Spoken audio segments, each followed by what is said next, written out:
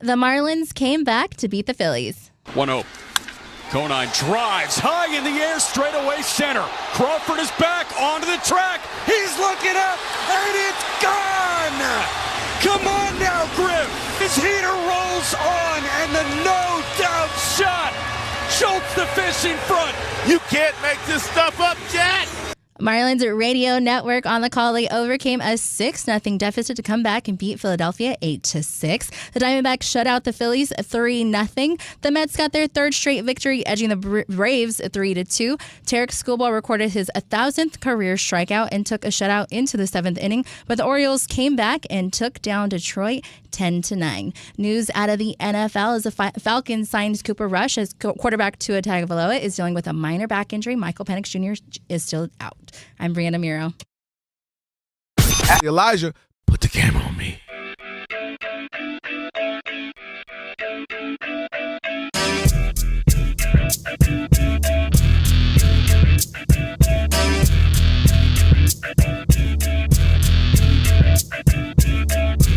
Sweetie.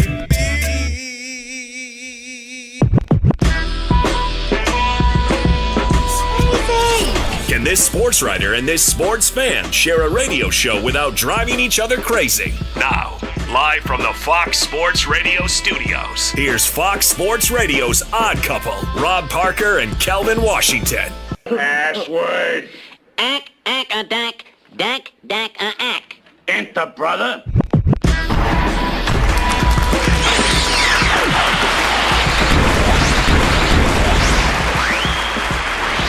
That's right. Come on in. With that password, you now have full access to this very fine radio program for the next 3 hours. Not two, not three, not four, How many? not five, Yes, thank you. not six, Thank you, LeBron. not seven. Appreciate it. No matter how you listen in, Fox Sports Radio, foxsportsradio.com, the iHeartRadio app, Sirius XM Channel 83. Wow. And now, live do it live. on YouTube. Do it live. I'll write it and we'll do it live. Thank you, Bill. Appreciate it. Say my name. Rob Parker. Say it again. Rob Parker. Say his name. Kelvin Washington. Say it again. Kevin. There you go. And we are indeed the Odd Couple on a Worship Wednesday. And guess what? You'll need our phone number because we are, without question, the most listener-friendly national sports talk radio show on the planet. It was loud, wasn't it? Yeah, that was good. At least when mine, it's a people are lot of still Ben. awake. Sorry about that, Ben. Man. I get it. You got a lot of people snoozing and numbers, and they're counting legs and toes as listeners. Trying to get anybody. You know what I'm saying? Getting anybody out here. Write it down, commit it to memory, 877-99 on Fox. For you laymen out there who can't figure out the letters and numbers. It's not trigonometry. T9. 877-996-6369. And guess what? If you hear feedback on the line, it's your own fault. It means only one thing. You forgot to turn down the radio. And if you call in here and have a problem with what we say, Tell 'em, tough, Mike. because Well, I'm talking to you the way I want to talk to you. Do you have a problem? Turn off your station. that's right. And with that said, always remember. The Odd Couple was filmed in front of a live audience. Sweet-oo baby. Yeah. All right, let's go. Big show. Let me welcome in my co-host. He is Kelvin Washington. There Right, you man. go. Happy Worship Wednesday. Yeah, it's flying through. I'm feeling kind of low right here. Am I a little low? But you need to pick me up in life? You all right, man? Things all right? My glasses are wet. That's Yeah. all I can say. At least the glasses. Pause. Yeah. That's a resume. That's a resume.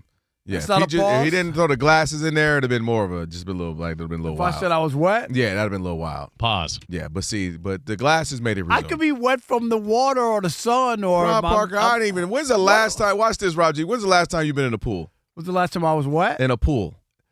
Let me see. When you got to start looking off yonder, it's Yeah. too long. No. I got to think about it. The last trip when I was Other than the party that I know about. Yeah, there you go. Other than that party, the epic one that got the people calling police at your Calling house. police at in my house. Southfield. No, it's been longer. Hey, than yo. that. Rob showed me pictures of that pool party. That was an unbelievable. Man. We used to have them. That's how Kinko's letters got sent. Uh-oh. Oh, it's coming. Oh, yeah. I don't know. The last time I was at a nice hotel, a year ago. That sounds more like, so that's for sure. That's a crazy. year ago. That's for sure 5 years in ago. a pool? I just came from the ocean. No, but that's what you live out there. I I was get in the it. water. You live for out 2 here hours. too. No, you no. literally But live in that I'm area. Yeah. This man said it like we And live I'm in the not- desert. No. And Alex, like, you got a different life going on, and I'm not mad. It's just a different life. I've got a very, very structured, Get off. Let's start the crazy show. life. Let's keep Rob G having some hair before he let's pulls do it out. We're still good. We're still within our. We are, but we running low. All right, let's welcome in the Odd Couple crew because we wouldn't be able to do this fine radio program without them. Rob G is our producer. Bud Mexican is Alex Ooh, I'm is our nervous. engineer. Pay no attention. Alex, you're a hidden talent. Finally missed Alex. Alex, what are you? Alex, you're a hidden talent. No doubt. That was the first time I missed. So I was like 30 for 30 until that moment. If it's Bree, it's for we. Sweet one. That's right. Bree at the Boomerang anchor desk. Bree. She'll keep us updated throughout the Bree, program. that's a good one. You got to give it to me. Come on, thank you. That's a good one. Boomerang Bree. Wow. Yeah, she's like, I'm leaving. It's like I'm back. Because when she says she quit, she comes right She's back. It's like, get out of here. Wait, y'all. Bree, don't let them give you a hard time. It's okay. Bree, we're excited for you to be here. Yes. And Bree, the way we've had changes here, I mean, my God. She's about to be senior vice president in a minute. Caution. I'm just saying. Stick around another couple of weeks. You might be the Bree Shapiro up in this mug. I know. And, of course, Elijah. Never heard of him. Our social media guru. He's here. You guys can see him? No, but he's Just long as you don't go that route in February. he's working. He can't do that in February. right. Talking All about he right. don't see him. Black History Month, you can't be doing that. All right, Rob G. We got let's talk some Major League Baseball to kick off the show on this Worship Wednesday. Are you allowed to do that in sports radio? We can. We got numbers. Can you do that? Other shows? No. All of a sudden now they're talking baseball. It's kind of funny now. Yeah. So big news out of Detroit because What up, though? Tarek Skubal had his 1,000th career strikeout yesterday. Everyone was very excited about it. Actually, earlier today. I'm sorry. Earlier today. Got a standing ovation from the crowd, not just because he crossed 1,000 strikeouts, but because I think they know. Could be his last. It could be the last time they see him in a Tigers uniform. The trade deadline is Monday 6 p.m. Eastern. Monday. And so after the game, friend of the show, Fox Sports Radio MLB insider, John Paul Morosi throws this up there on X. Says, given what's going on with Shohei Ohtani, his injury, his knee, and now his bicep, the Dodgers now have renewed interest in Tarek Skubal ahead of the upcoming trade deadline. The rich may get even richer. They can. And you know what? What's that? I don't have an issue with the Dodgers spending money, okay? Because spending money does not automatically mean you're going to win. We've seen that for now decades with the Mets and New the York Yankees. Metropolitans and plenty of teams, right? Philly included. Okay. But here's the issue, and this is where we get the pushback, and this is where it's hard for us to argue. Okay. Now, I'm going to, right, because I'm on that. You can spend money. You can go for it. You can make a chance. Like there's teams, we got the podcast dropping, Rob G, tomorrow, and we had Tom Verducci on, of course, a senior writer for Sports Illustrated and whatnot, and, of course, Fox Sports and MLB Network. And he talked about maybe Tampa Bay going for it or Milwaukee. I mentioned them there. Right? Yeah. Those two teams, like going out and like, we're going to give up our prospects. We're going to go try to rent a player and try to win. American League is wide open, and the Brewers keep winning all these games, winning the division, but they don't get anywhere in the postseason. So those are the two teams he mentioned. And here's where the problem comes in with the Dodgers. They have so much money that they can mask or cover up their mistakes.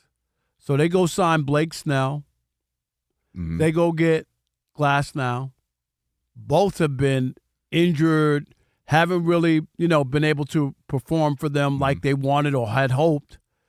Ohtani now not only has a knee, he also the bicep, right right? bicep. So now he has two things that you could possibly say we need to keep him out of off the mound. So could they go get Skubal? Yes, and that's where a lot of teams say it ain't fair to us. because we can't cover up our mistakes. If we go get Glasnow or Snell and they don't work out for us, our hands are tied. We're like, okay, we rolled, we put all our money in, and now this guy's lame and we can't do anything. And I think that's the part. I want to see Skubal move on because I don't believe the Tigers. It's not going to benefit them. Are going to give them $400 million, and it doesn't make any sense to me. The Tigers need to go get some other players and whatnot and prospects or whatever and just cut bait. But I don't want to see him go to the Dodgers as much as I'm all for that. And you have been, to be fair. You see what I'm saying? Like they have every right. They're doing it by the rules, whatever. I don't want to see Skubal go to the Dodgers. Well, I'll add this, and you and I have talked about it. We both agreed. One thing about Major League Baseball, what you have is an opportunity. We've seen teams that are extremely small markets win it or at least get to the finals. We talked about the Royals. We've talked about the Royals. Shoot the Tigers. I mean, they went a couple of times, 10, 15 years ago, whatever it was. Point is, everybody seems to have had a shot in Major League Baseball. I mean, we talked about the Marlins as well.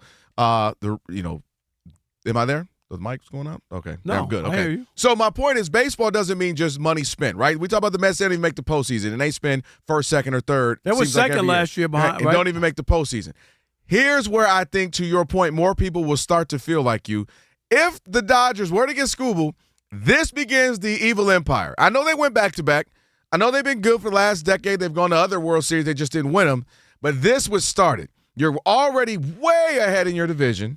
You're already good. You got Shohei. You went and got Kyle Tucker. Now, it hasn't worked out, but you're saying the fact that you spend that money to get him, and now you just went and got Skubal. That's not fair. This is where the evil empire really will begin to me. I think we're right there in the line. Habitual line steppers, we're right there if they were to get Skubal. But if you're the Dodgers, this is where you would say, well, to anyone else, it's not just that we spend money. We've seen spending money doesn't guarantee you anything. We've talked about that. The difference is, I'm speaking as if I'm them, everything else we do. Our farm system allows us to have some really good players that come up, and then players say, oh, I'll trade you this good player for those young, talented players because your farm system's good. They go out and get pitchers that have started to be maligned, much maligned, and all of a sudden they turn around, you're like, when did they get good again? They go out and get Justin Turner type guys, Max Muncy type guys who are just kind of hanging around, not great. And then, like I said, not to mention the Corey Seagers, the Cody Bellinger, guys they can bring up. So I think that adds to it. I think they're much more of a well-run organization that benefits them that they have money, but I don't think it's just the money with the Dodgers because we've seen teams just throw money around to no avail. I think because they're so well-run, having the money becomes the cherry on top, if you want, the extra icing. But you got to admit, they were able to cover up their mistakes. But I think a part of it is what I'm saying, because they're so well-run. Like for years, prior to the last, say, 4 years or so, the issue was guys are getting hurt and this, that, and they had so much depth because so many guys they brought up. Those are our guys that are performing well. Those are our farm system guys who we have on that was talking about this too, talking about how good their farm system has been. They've been really good for the last 10, 15 years. And I think that helps so that other teams rely on, all right, here we go. We got Soto. This should be it. And it's not. With the Dodgers, depth has been saving them for years because guys get injured more now than ever, it seems, in Major League Baseball. Right, but you got to admit, who's the other reliever that they also got from San Diego who bombed out? I'm just forgetting his name. You know who I'm talking about. What did they get from San Diego recent? Last few years? Like 2 years ago. Who am I missing? Because they wound up having to go get Fennery? He's from the Tigers. No, he had a really good year. Yeah. He was really good with the Padres, too, before. Who the heck are we missing? I just can't. I have to look at the roster. Rob G, you'll give it to me. It'll come to us. All right, 877. I get your point. I get your point that they kind of go, oops, we got more money. Go get something else. Fix that. Go get something else. 877-99 on Fox. 877-996-6369. Are you hoping the Dodgers don't get Tarek Skubal at the trade deadline, which is coming up on Monday? We'll continue that conversation next with you. It is The Odd Couple. Rob Parker, Kelvin Washington. And remember, this is a radio show, not a podcast. We want to hear from you. Call in. We want to hear your opinion. Where are you? Anybody but the Dodgers. Is that how you feel about Skubal? No, that felt a little personal. I feel like you said it with your chest right Anybody but the Dodgers. Well, you saying it like that's how you feel. We want to hear from you. Racist. No. It is The Odd Couple, 877-99 on Fox. And you know what you need to do. Stick and stay. Especially if you think Rob Parker might be tripping in the US of A. Set.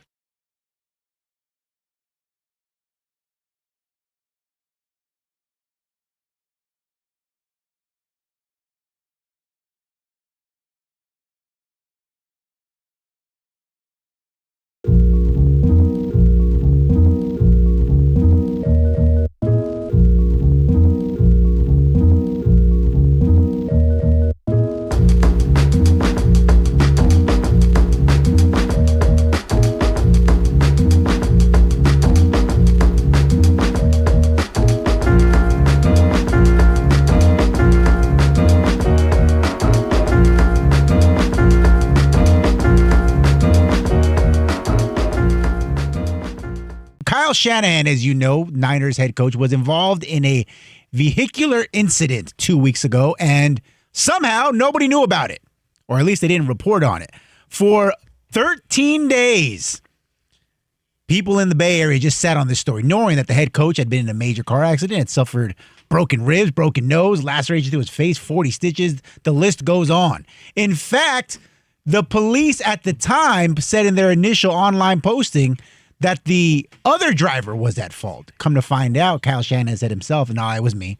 Dropped my phone. I was looking for it. Ran across the median and had an accident." And now we know because Chris Sims, who is now a member of the media but is a longtime friend of Kyle Shanahan, explained exactly why and how this story was kept under wraps for 2 weeks. Take a listen. I was sitting there every day after it happened going, is the news going to break today? Is the news going to break today? Is the news going to break today? Right? I certainly looked at my wife a few times in the last 12, 13 days, and we looked at each other and we were like, hey, this is pretty amazing. It still hasn't come out. But I think when you get down into it, this is where, hey, being goodwill, treating people the right way, being successful, being powerful as the head coach of the San Francisco 49ers, but being a guy that everybody in the community likes and knows, and that's where Kyle is gifted and cool. His ability, just like you heard Chris Forrester there, to talk to people, whether it's, somebody really important or somebody down the totem pole a little bit that way. And I think, between that and the goodwill that he's worked up there in the San Francisco area, and the fact that, of course, like you said, I believe he was coming from a chiropractic adjustment when this all happened, so he was close to the stadium. And as you know, and we know, these organizations are tied into the police departments that are around the stadium and the facility and all that. So, with all that, I'm with you. I was surprised it took that long to come out as well. But at the same time, I understood it once I heard a few of those details that I just explained right there. Disgraceful. And you could get away with that in Santa Clara. It wasn't in San Francisco, a bigger police force where I think you'd have a harder time. I agree with that. Hiding a story like that. But Chris Sims, please. Chris Sims basically pulled his pants down, turned around, and showed his ass to let you know that there's nothing coming out of his mouth that he's ever going to be objective or tell you about the 49ers or about Kyle Shanahan. Because he basically said he's a friend, and even a guy who's supposedly a member of the media and is going to go up there and talk about everybody else and their situations was mum. Be damned. Seriously. And the police around Santa Clara in the stadium, shame on you. Whoever's in charge, the police chief, whatever, they all should have to resign their jobs for public safety. Those are public records. People should know when there's an accident. There's no way in the world that should be hidden. The police are wrong. This is why people don't trust the police. This kind of stuff. I told Rob G in the early meeting. Yeah. I said this went on in the 50s when Mickey Mantle was driving drunk for the Yankees and the police would get in his car and drive him home and not take him to the police station. That doesn't happen now. Right. Okay? But Chris Sims to get there, I've been waiting. Doesn't he work for Pro Football Talk?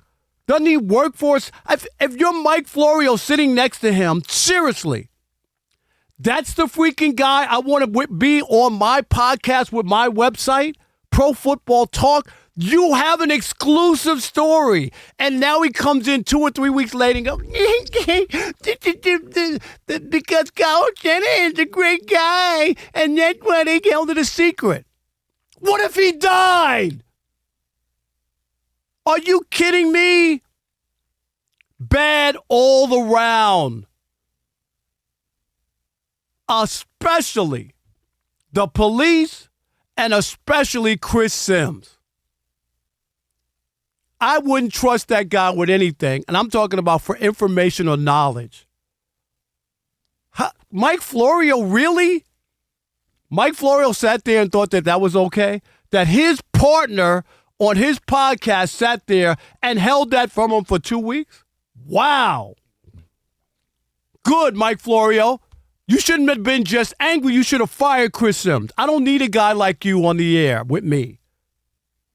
That is outrageous. Can you imagine? Kelvin, ridiculous. No.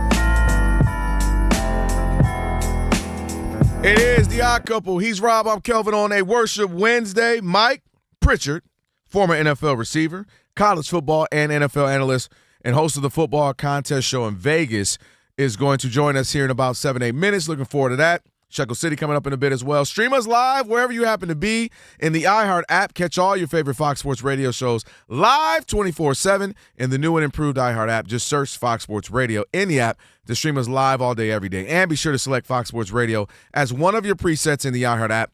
That way it's always going to be right there at the top of your screen. You don't have anything to worry about with that. All right, so just putting a button on that conversation. We'll see what happens. You mentioned the trade deadline coming Monday, 6 p.m. Eastern. We'll see what happens with the Dodgers. It would be over the top. I think fans would be like, I do. I think that's dun dun dun dun dun, like the evil empire begins right then.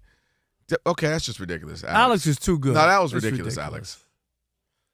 You're not a human being at this point. Somebody will split your melon one day, and it's gonna be like wires coming out, no flesh and blood. But Alex, is that gas? What was that? That's all that bad meat. No, that's just my tummy when I see my meat, cheese, and mayo. You really do, man. Yo, the mayo is so critical for you, by the way. I gotta have a little mayo. Like I've seen you just roll up. You be rolling it up like it's a blunt in here. Don't he, Alex? That's funny. He be like, yeah, you know what I'm saying? Anyway, what y'all got up tonight? Hand me the cheese. Yeah, let me know. He be, you know how they lick it? They lick the like, yeah, let me lick it. Yeah, anyway, yeah, we gonna head to this spot today. Are you rolling up meat and cheese like a Phillies blunt? Anyway, I thought it was a backwood. Some other teams that could be making some moves. Hey, you never know. Could be Skubal or at least some other moves would be the Phillies, Rob G. That's right. The Phillies lost again today. Surprise, surprise. They are in a free fall. By the Marlins. What have they lost? 7 out of 8? Yeah, 4 straight series. That's embarrassing. And after the game last night, this was even before the debacle today, Bryce Harper ruffled some feathers both inside the locker room and upstairs. Take a listen to what Bryce Harper said and take a listen to what Don Mattingly said in response to Bryce Harper. Do you think this is a line of our team that you beat good pitching in October? Because presumably, come October, you guys will see quite a bit of it. Yeah, I mean, I think we need some help, you know. But, you know, I think we've proved, you know, pretty much all year we've done a pretty good job. But anytime you can get some help in here and reinforcements, I think it helps. Do you think that help would be best coming in the form of an arm or a bat? I think both. I think obviously everybody knows what we need, so I think I've said it over the last couple of days. Say something about our team, then you're saying something about one of our players that you don't like. Do you feel the need to talk to him and articulate that? Not really. I mean, Bryce is Bryce. He's going to say what he wants. So I'm not really concerned about it. I just take it kind of with a grain of salt. And knowing how players are over the years, heard this. This is not the first time I've heard this. We need. I always look at it like internally. I got to get better. We got to get better, and that's simple as that. I have no issue. What is the problem? I'm gonna tell you what it is. Seriously, Don, really? like Bryce Harper just said, we need to go to Mars and find some players or something, or this clubhouse is garbage. We have nothing but garbage. Or he's like a LeBron saying he don't have enough help. Yeah. He's stating the obvious. And he even said, hey, you know what we've done in here, whatever, but anytime you can add some help, it's a good thing. I just do. Really? Really? Are you going to say what I think I'm going to say? Because I'll let you say it. What's that? Oh, I know what you're talking about. Yeah, the relationship. Yeah, go ahead. I mean, because he's saying, he wants to be the general manager. Yeah. Well, tell him about that. But before you even get there, let me just say, what I also think he got mad at is there was no I in that. I think they wanted him to lead with an I. Well, I need to be better because Bryce Harper is batting like 140 or something in the month of July. Only 2 home runs. He's been terrible, in July. So I think they want to, if he leads with I got to be better as a leader of this team. I got to help this team improve. And then you talk about it. But I'm completely with you. The man has earned the right, and he has equity within the team to say, yo, we're trying to compete. We're trying to get a World Series title, and we need some help. What is wrong with that? One leader on a team, star face of a franchise, can't say, hey, and he said it, no tone in his voice. It wasn't like we're bats. Garbage here, or we don't have any. This team is terrible. We need to unload 4 players here who can't play. He didn't put a name to it like, man, this dude sucks. This dude, our pitching staff is horrible. He didn't say anything like. I was genuinely perplexed, but then you start to do the math and you realize why. Don Mattingly's son is the general manager. Well, there you have it. There you go. There you have it. And now Don is protecting his son. Don't blame my son that we don't have the pieces here because we do and players just aren't playing well. Well, I mean, they've hit a rough patch, but they had turned it around. We gave Don Mattingly his credit, right? Literally like maybe 5 days ago. After he took over and the bad start, Rob Thompson was the manager, things were not good. They made the change, and then all of a sudden, this team was back in the race. It wasn't that long ago. They were 3 or 4 games out of first place when it looked like they had no shot in the NL East, right? Just the J months have been a little rough. June and July for them. It's been bad. And since the All-Star game, not good. Yep. But that's why, again, it gets personal, right? You have your best player, again, who is struggling, to be clear. Bryce Harper's not playing well right now. He's not the only one struggling. Of course not. Right. Of course not. And I think, when you get swept by the Marlins, my God. When you lose 4 series straight. Oh, they lost 3 in a row to Marlins, right? Because it's Wednesday. And you lose 4 series, it's crazy. But my point is, it was a legitimate question from a reporter. We're right by the trade deadline, which is Monday, and your the team star is athlete scuffling. answered the question. Yeah, we need some help. We're just trying to get better. We improve. What? Dom, don't be sensitive. That's overly sensitive. Don't be sensitive. Did he want him to say, no, we don't need anybody. We got all we need in the clubhouse right here. Like that. That's just. And Rob, what did we lead the show with? Talking about the Dodgers, who are by far the favorites to win. They're up like 20 games up or something crazy, whatever it is, in the division. Yet we're talking about, they might need a Skubal. So they can do that. They can improve, but God forbid we. And by God forbid, I just acknowledge it. We're just trying to make some moves. Like Bryce Harper, who's a star in the league, don't kid yourself.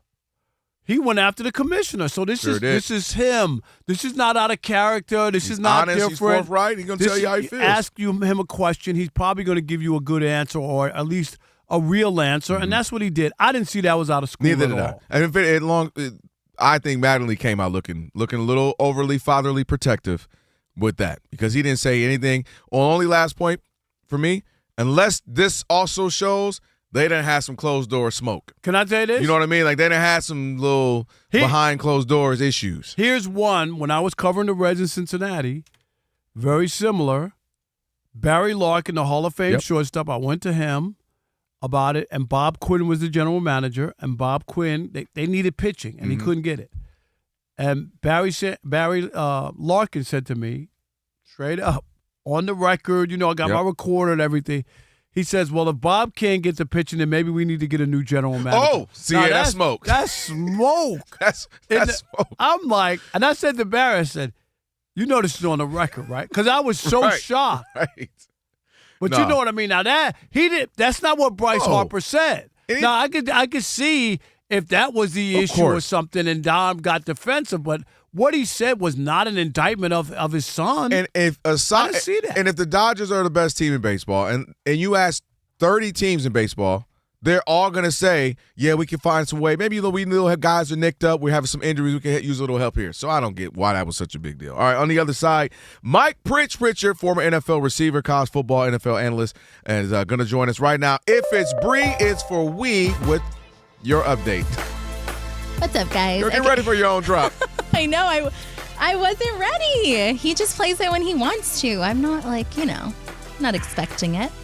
Anyways, going back to Major League Baseball, the Padres defeated the Rockies 3-1 for their fifth straight win. San Diego has now moved to 2 games behind the Phillies for the final NL wildcard spot. The Giants crushed the Brewers 16-3. The Mets got their third straight victory, edging the Braves 3-2. The Blue Jays defeated the Nationals 5-2.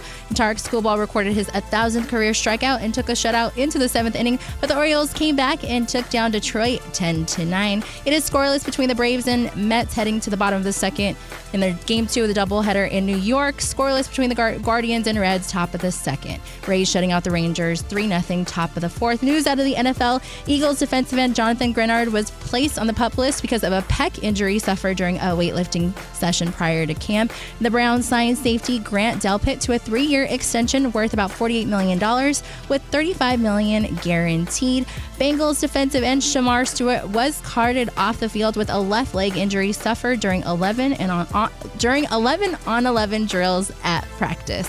Back to you guys. Bree, thank you. It is the Odd Couple on a Worship Wednesday.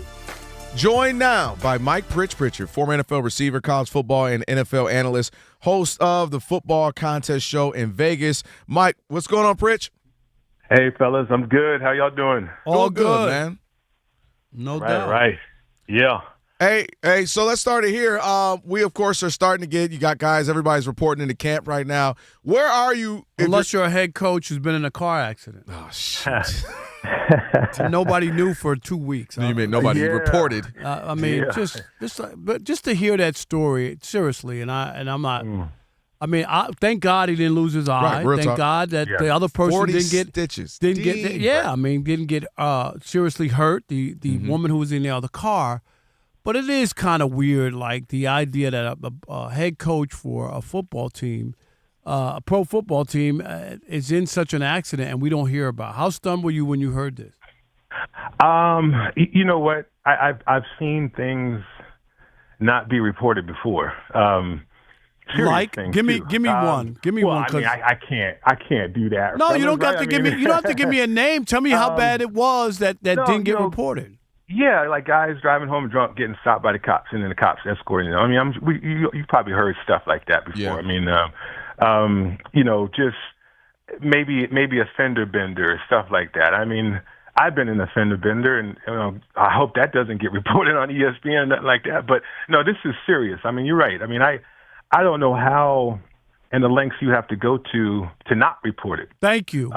Yeah, because I'm not a journalist. Certainly, we do things in the media, but I'm not a journalist. And I would think that people that found out about it was approached and said, hey, look, you guys don't report this or hold this story for a little while. Now, again, I've seen things be held before, and but then also I grew up in the age in the league when you had Mortensen and you had Pasquarelli. You had all these guys.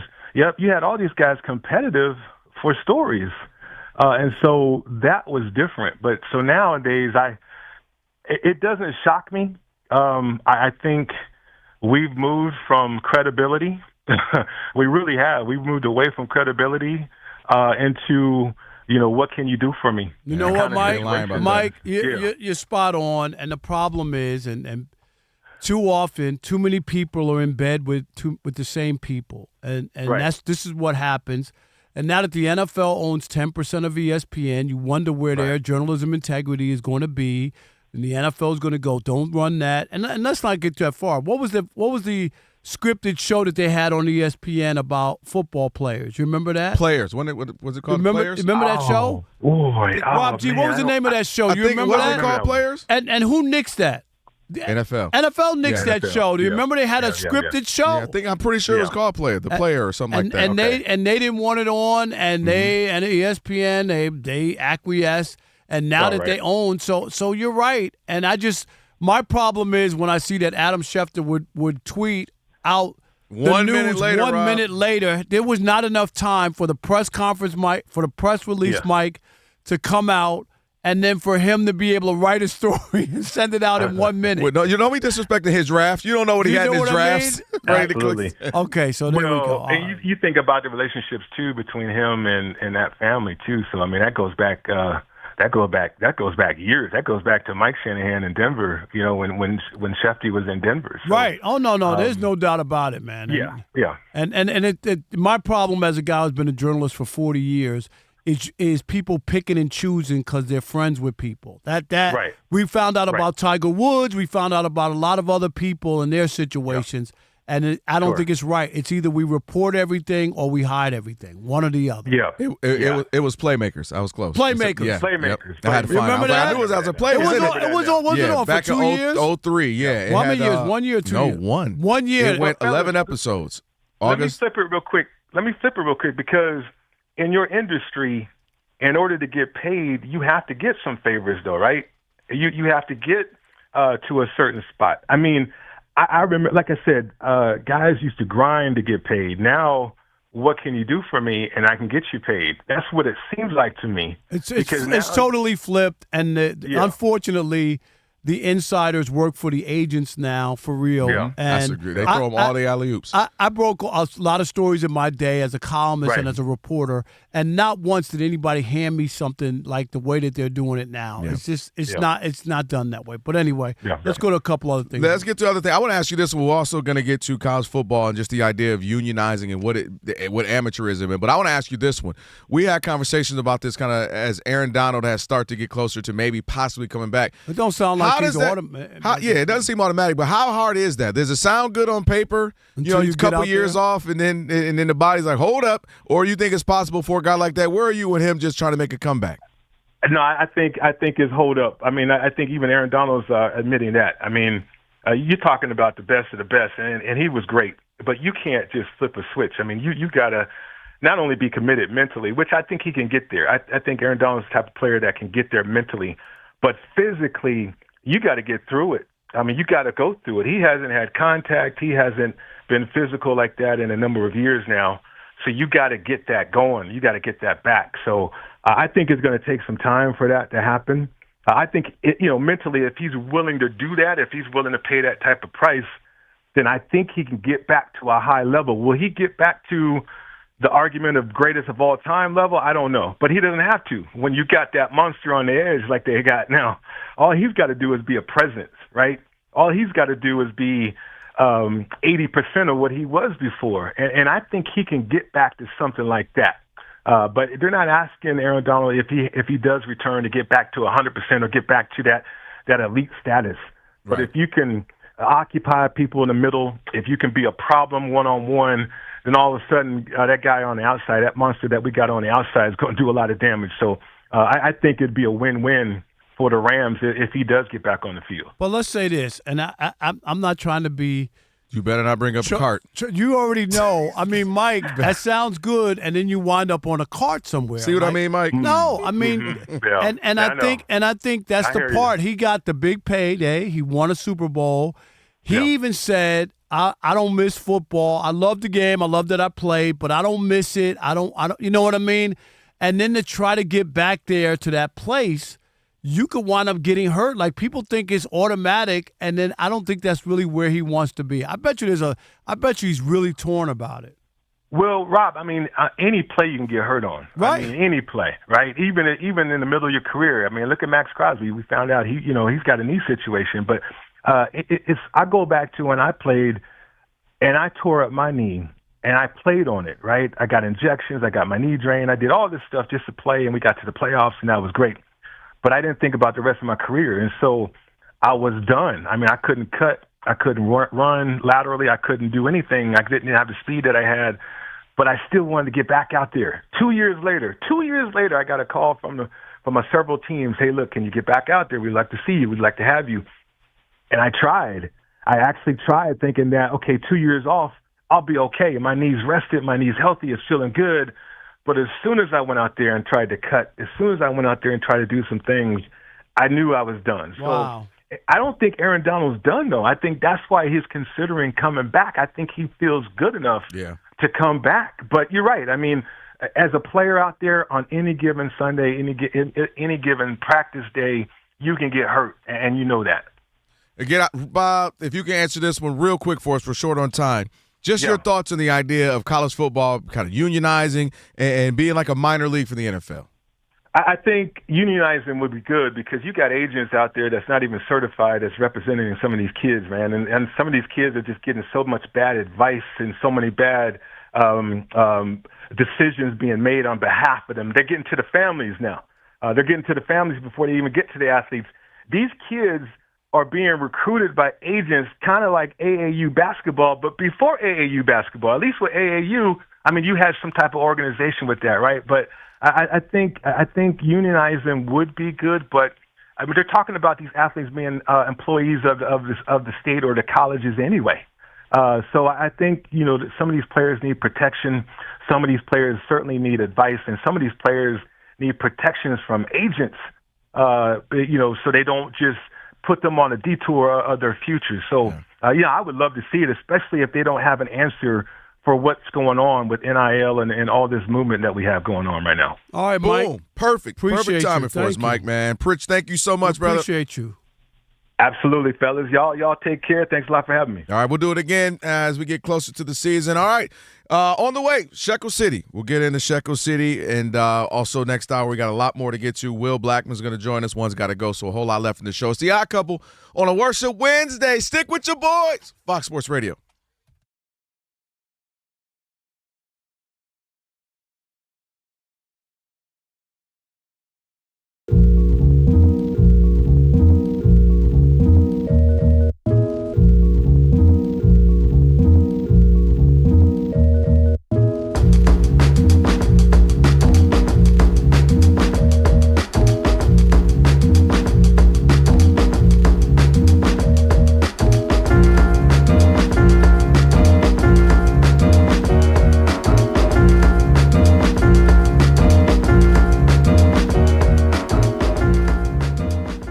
Draymond has a theory as to exactly why LeBron went with Philly over Golden State. Take a listen. If you go back to Cleveland, even if you go back to Cleveland and win a championship, it's not going to be as good as 2016. If you go to Miami and win a championship, it's not going to be as good as 2012, 2013. Those two places kind of got eliminated just because. You look at Golden State, and I ultimately don't think Brown was ever able to get over the history.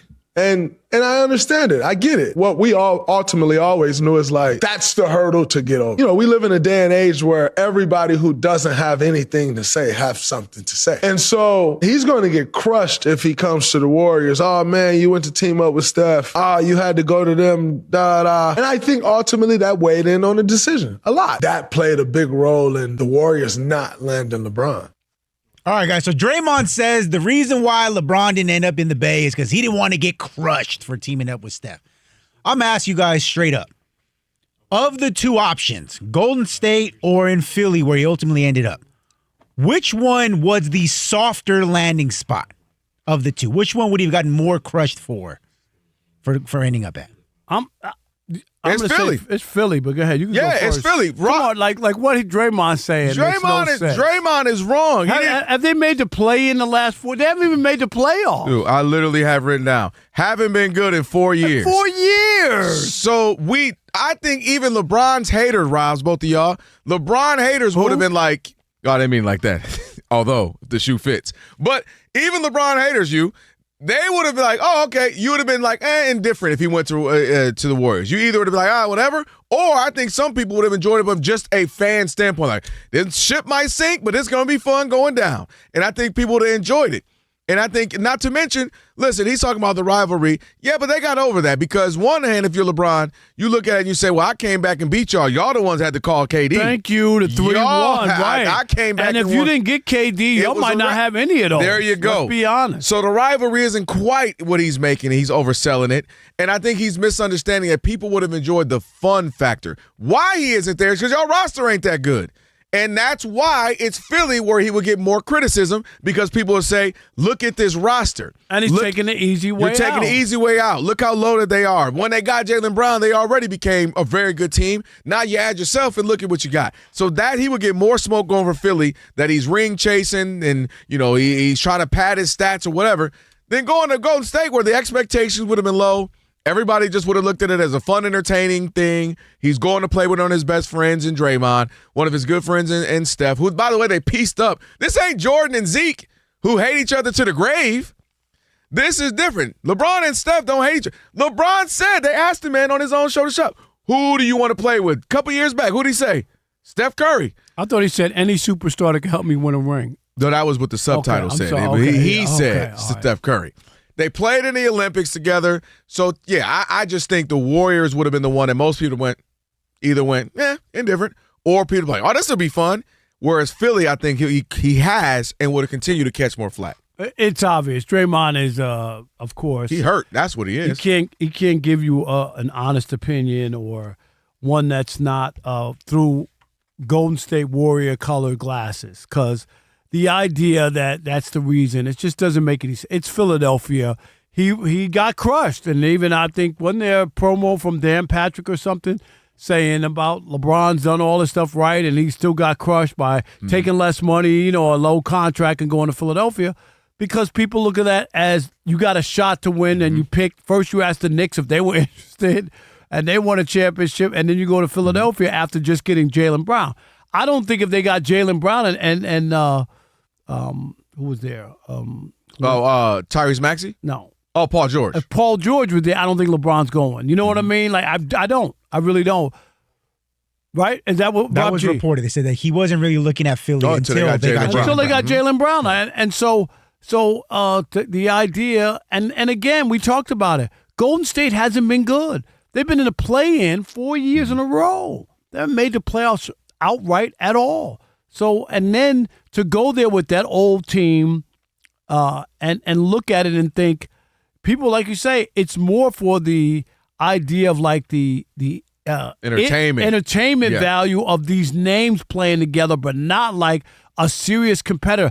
They're going to beat the Spurs and OKC. We forget about Denver and these other teams. They're going to beat those two teams? No, they're not. So that's the whole idea.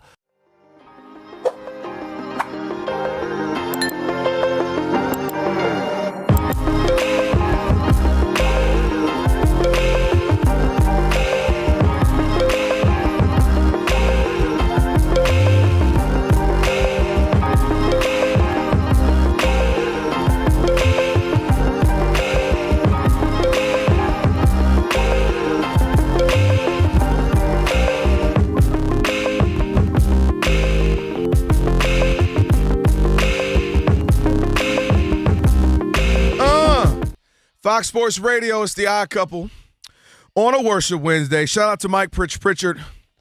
Just joined us moments ago. That'll be up on the pod. Rob G will get that up in a little bit. I mentioned it before break. We got a lot left in the show. Next hour, Will Blackman. One's got to go. So a lot to get to left in the show as well. All right, let's get to it right now. It's time for Shekel City. Welcome to Shekel City, the home base for Rob Parker's daily picks against the spread. Put some respect on my name. All right, man. Where you at now? You know he's starting. Yeah, I'm scuffling. Oh, shoot. 1-2 last night. 188 and 168. You know Rob G over there. Now Was he that a about to do the 3-run math. bomb there in the Yankees White Sox game? It is. Was that Aaron? No, we haven't seen it for just months. Cody. Spencer Jones, third home run of the season. It's 4-0 Bronx Bombers. That does nothing for me. All right, I understand. Take this pill and then maybe. Oh, I'm sorry. Pause. Yeah, that might have been one. Yeah, that was. Might have been a little wild. Dude. All right, here we go. Best bet. I'm taking the Dodgers minus 1.5 tonight. They're hosting the Mariners here in Los Angeles. Very nice, Alex. All right, I got the Oakland A's plus 1.5. They host Boston in Where they Sacramento. playing? Fresno? Sacramento. They playing Chino Hills? And I got the Angels plus 1.5 taking on the Astros. So again, Dodgers minus 1.5, A's plus 1.5, and the Angels plus 1.5. And remember, Kelvin, I'm not telling you who to bet on. I'm telling you who I bet on. And I'm finally going to make it to Detroit, knock on wood. Oh, yeah. Because last week, you remember the disaster. So I'll be broadcasting live. We'll do it live. From Motown. Tomorrow? Yeah. Okay. Thursday and Friday. Nice. Okay. You know, From I the top don't of want the to miss the show. Penobscot? Yeah, I'm going to take some dollar bills to the top of the Penobscot building and just. All right, be careful. They might blow in the Detroit River and nobody get them. Yo, they be having the time of their life in the Detroit River compared to when you was there, I was there. Down at the river? Nobody went to Detroit River, and you might be on a little boat or something. Not just, man, they out there on the jet skis doing tricks for everybody, and people over here, everybody stunting on the boat. I'm like, when's the last time you just kind of, I know you've gone for like reasons, but like, have you just been around, went downtown? And Well, I've seen it, but yeah, it's definitely dude, it is completely different. Absolutely. When I saw a Lululemon is when I knew. No, mine is the Gucci store. When the Gucci, the Lululemon, the Gucci store. I'm like, wait a minute, right downtown? But you know what? I'm giving one person credit. I don't care. Kwame Kilpatrick. Nope. Okay, I just had to throw that one out there. Dennis Archer. Nope. Bud Mexican is no. Dan Gilbert. Dan Gilbert. I knew he was. I just had to get the Kwame out there. Dan Gilbert not only bought up all those empty buildings. He bought up everything. He renovated and revitalized them. Anybody else, rich people could have done this forever. For decades. Okay? They refused to do it. Dan Gilbert did it. And I'm serious. He gets credit. He emphasized the D. He did. He literally did this time. It actually makes sense. As in Detroit. He emphasized the D was crazy. He emphasized the D. He was like, we're going to really get Detroit back up and running. He should be applauded for that, I think. For emphasizing the D. For People aren't doing that enough nowadays. And he put his money where his mouth is, and he emphasized the D. He did. Yeah. No, I give Dan Gilbert a lot of credit. Yeah, he did. Credit. Credit. I don't think he needs any more credit. He got all the credit in the world. Is there anybody else who owns anything in the D except for him and Illich family? My gosh. I know, they own everything. but everything was for sale. Nobody else wanted to show up. I had a plan for Detroit for a long time. I thought, this was my plan I thought of. And I can't believe you didn't call me to voice it. All right? Yeah, I needed you to voice the plan, and it could have sold. But I thought, let's have, every huge black celebrity come and buy a piece. So Oprah buys one of the TV stations. Okay. Okay. I thought you meant just Detroit No. Okay. Just somebody, people, period. Rich people, black people. Somebody buys the newspaper. Somebody, you know what I mean? Right. Puts up Jay-Z puts up a hotel or a restaurant, or like piece by piece, and you could have turned that into, to me, it should have been Chocolate City, the black capital of the United States. There's not too many cities that are on international waterway. People don't even understand that. International waterway, Alex, because Canada is 3/4 of a mile away okay? on the river is seriously is another country. Windsor, Canada. Yeah, that is an ideal spot. Belle Isle is the worst Like, what were they doing with Bel Air? That would be Navy Pier, Chicago, Santa Monica Pier here in L.A. Like, they would have, they missed out on that. All right, with that being said, a whole lot more on the other side. Could have been Pablo Island. It's time for somebody Pablo? to unionize, too. We'll tell you. Yeah.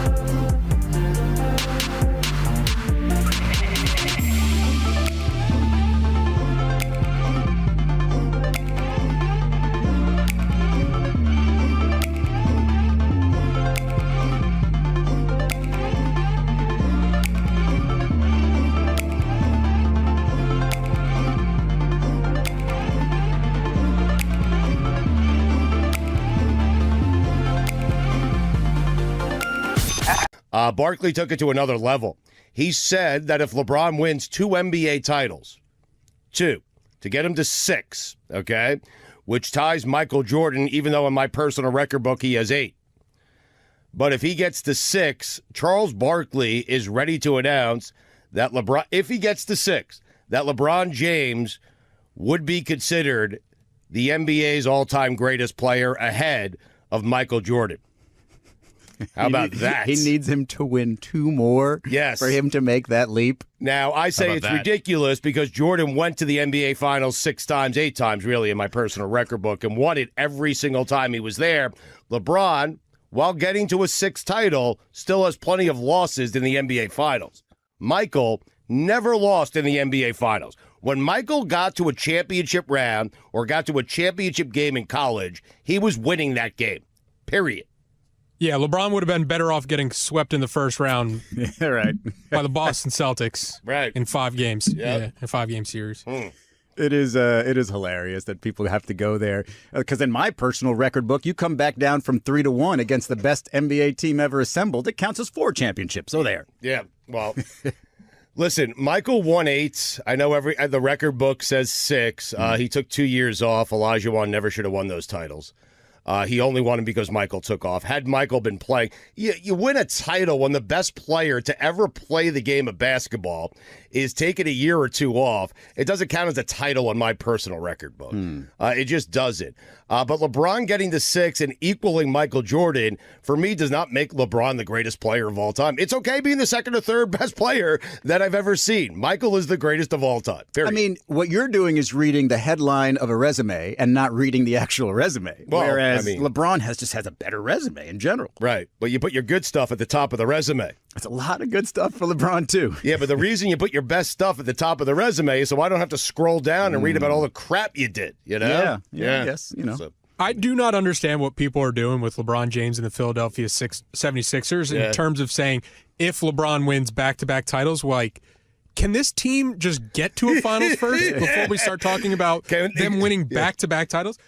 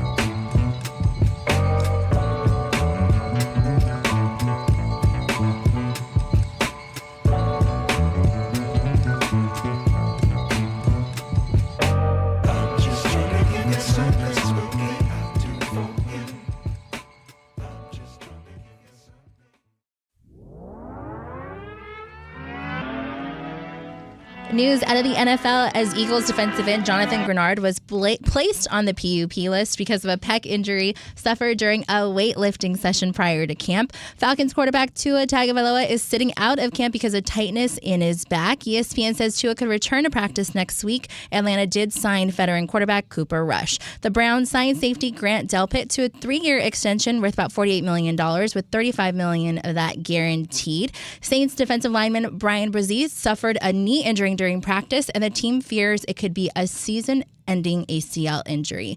In baseball, the Marlins overcame a 6-0 deficit to come back and beat the Phillies 8-6. The Giants crushed the Brewers at 16-3. The Padres defeated the Rockies 3-1 for their 5th straight win. San Diego has now moved to 2 games behind the Phillies for that final NL wildcard spot. I'm Brianna Muro.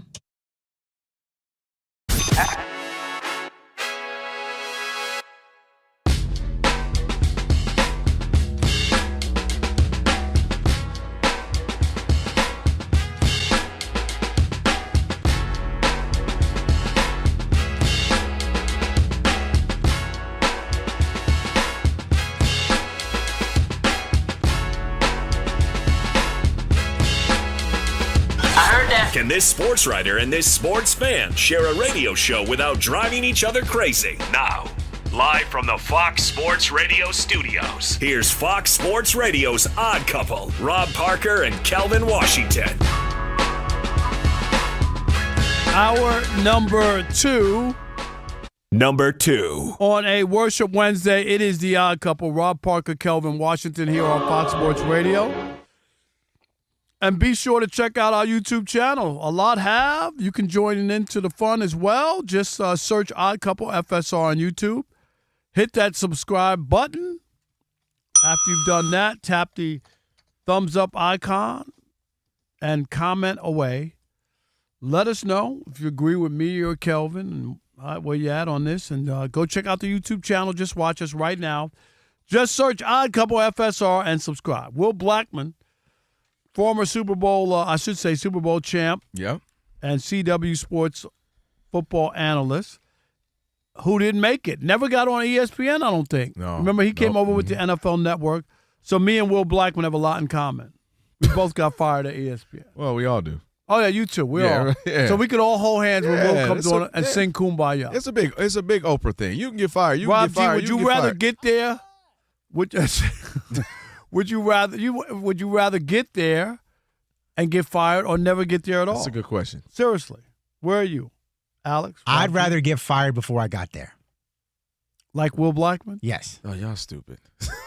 So you want to get fired? I like Will. That's not cool to be saying that kind of stuff. What? I'm going to ignore. He got fired. He was a part of the layoff. He didn't get fired. He just didn't. He never got on. How you get fired if you never got on? He got. You trying to? Now you got to turn this into Friday. He got fired on his day off. Y'all got to relax. Rob G. He was on NFL Network when they bought NFL Network. Everybody came over, and then they decided who they're going to keep and who they're not going to keep. Clearly, not everybody came over. So yeah, I think Rob G's point is, as your selling point of, hey, this is who's coming up. You don't want to add that in the byline. He knows what happened. Am I out of school? Rob, you can ask Will, like, hey, Will, I opened up your intro talking about how you didn't see how that goes over. I'm just, and we like Will. Will's a friend. Yeah. I know. I hung out with Will right there. I did too. I think I did a show with him once back on the weekend. I'm not disparaging him. It's just fact.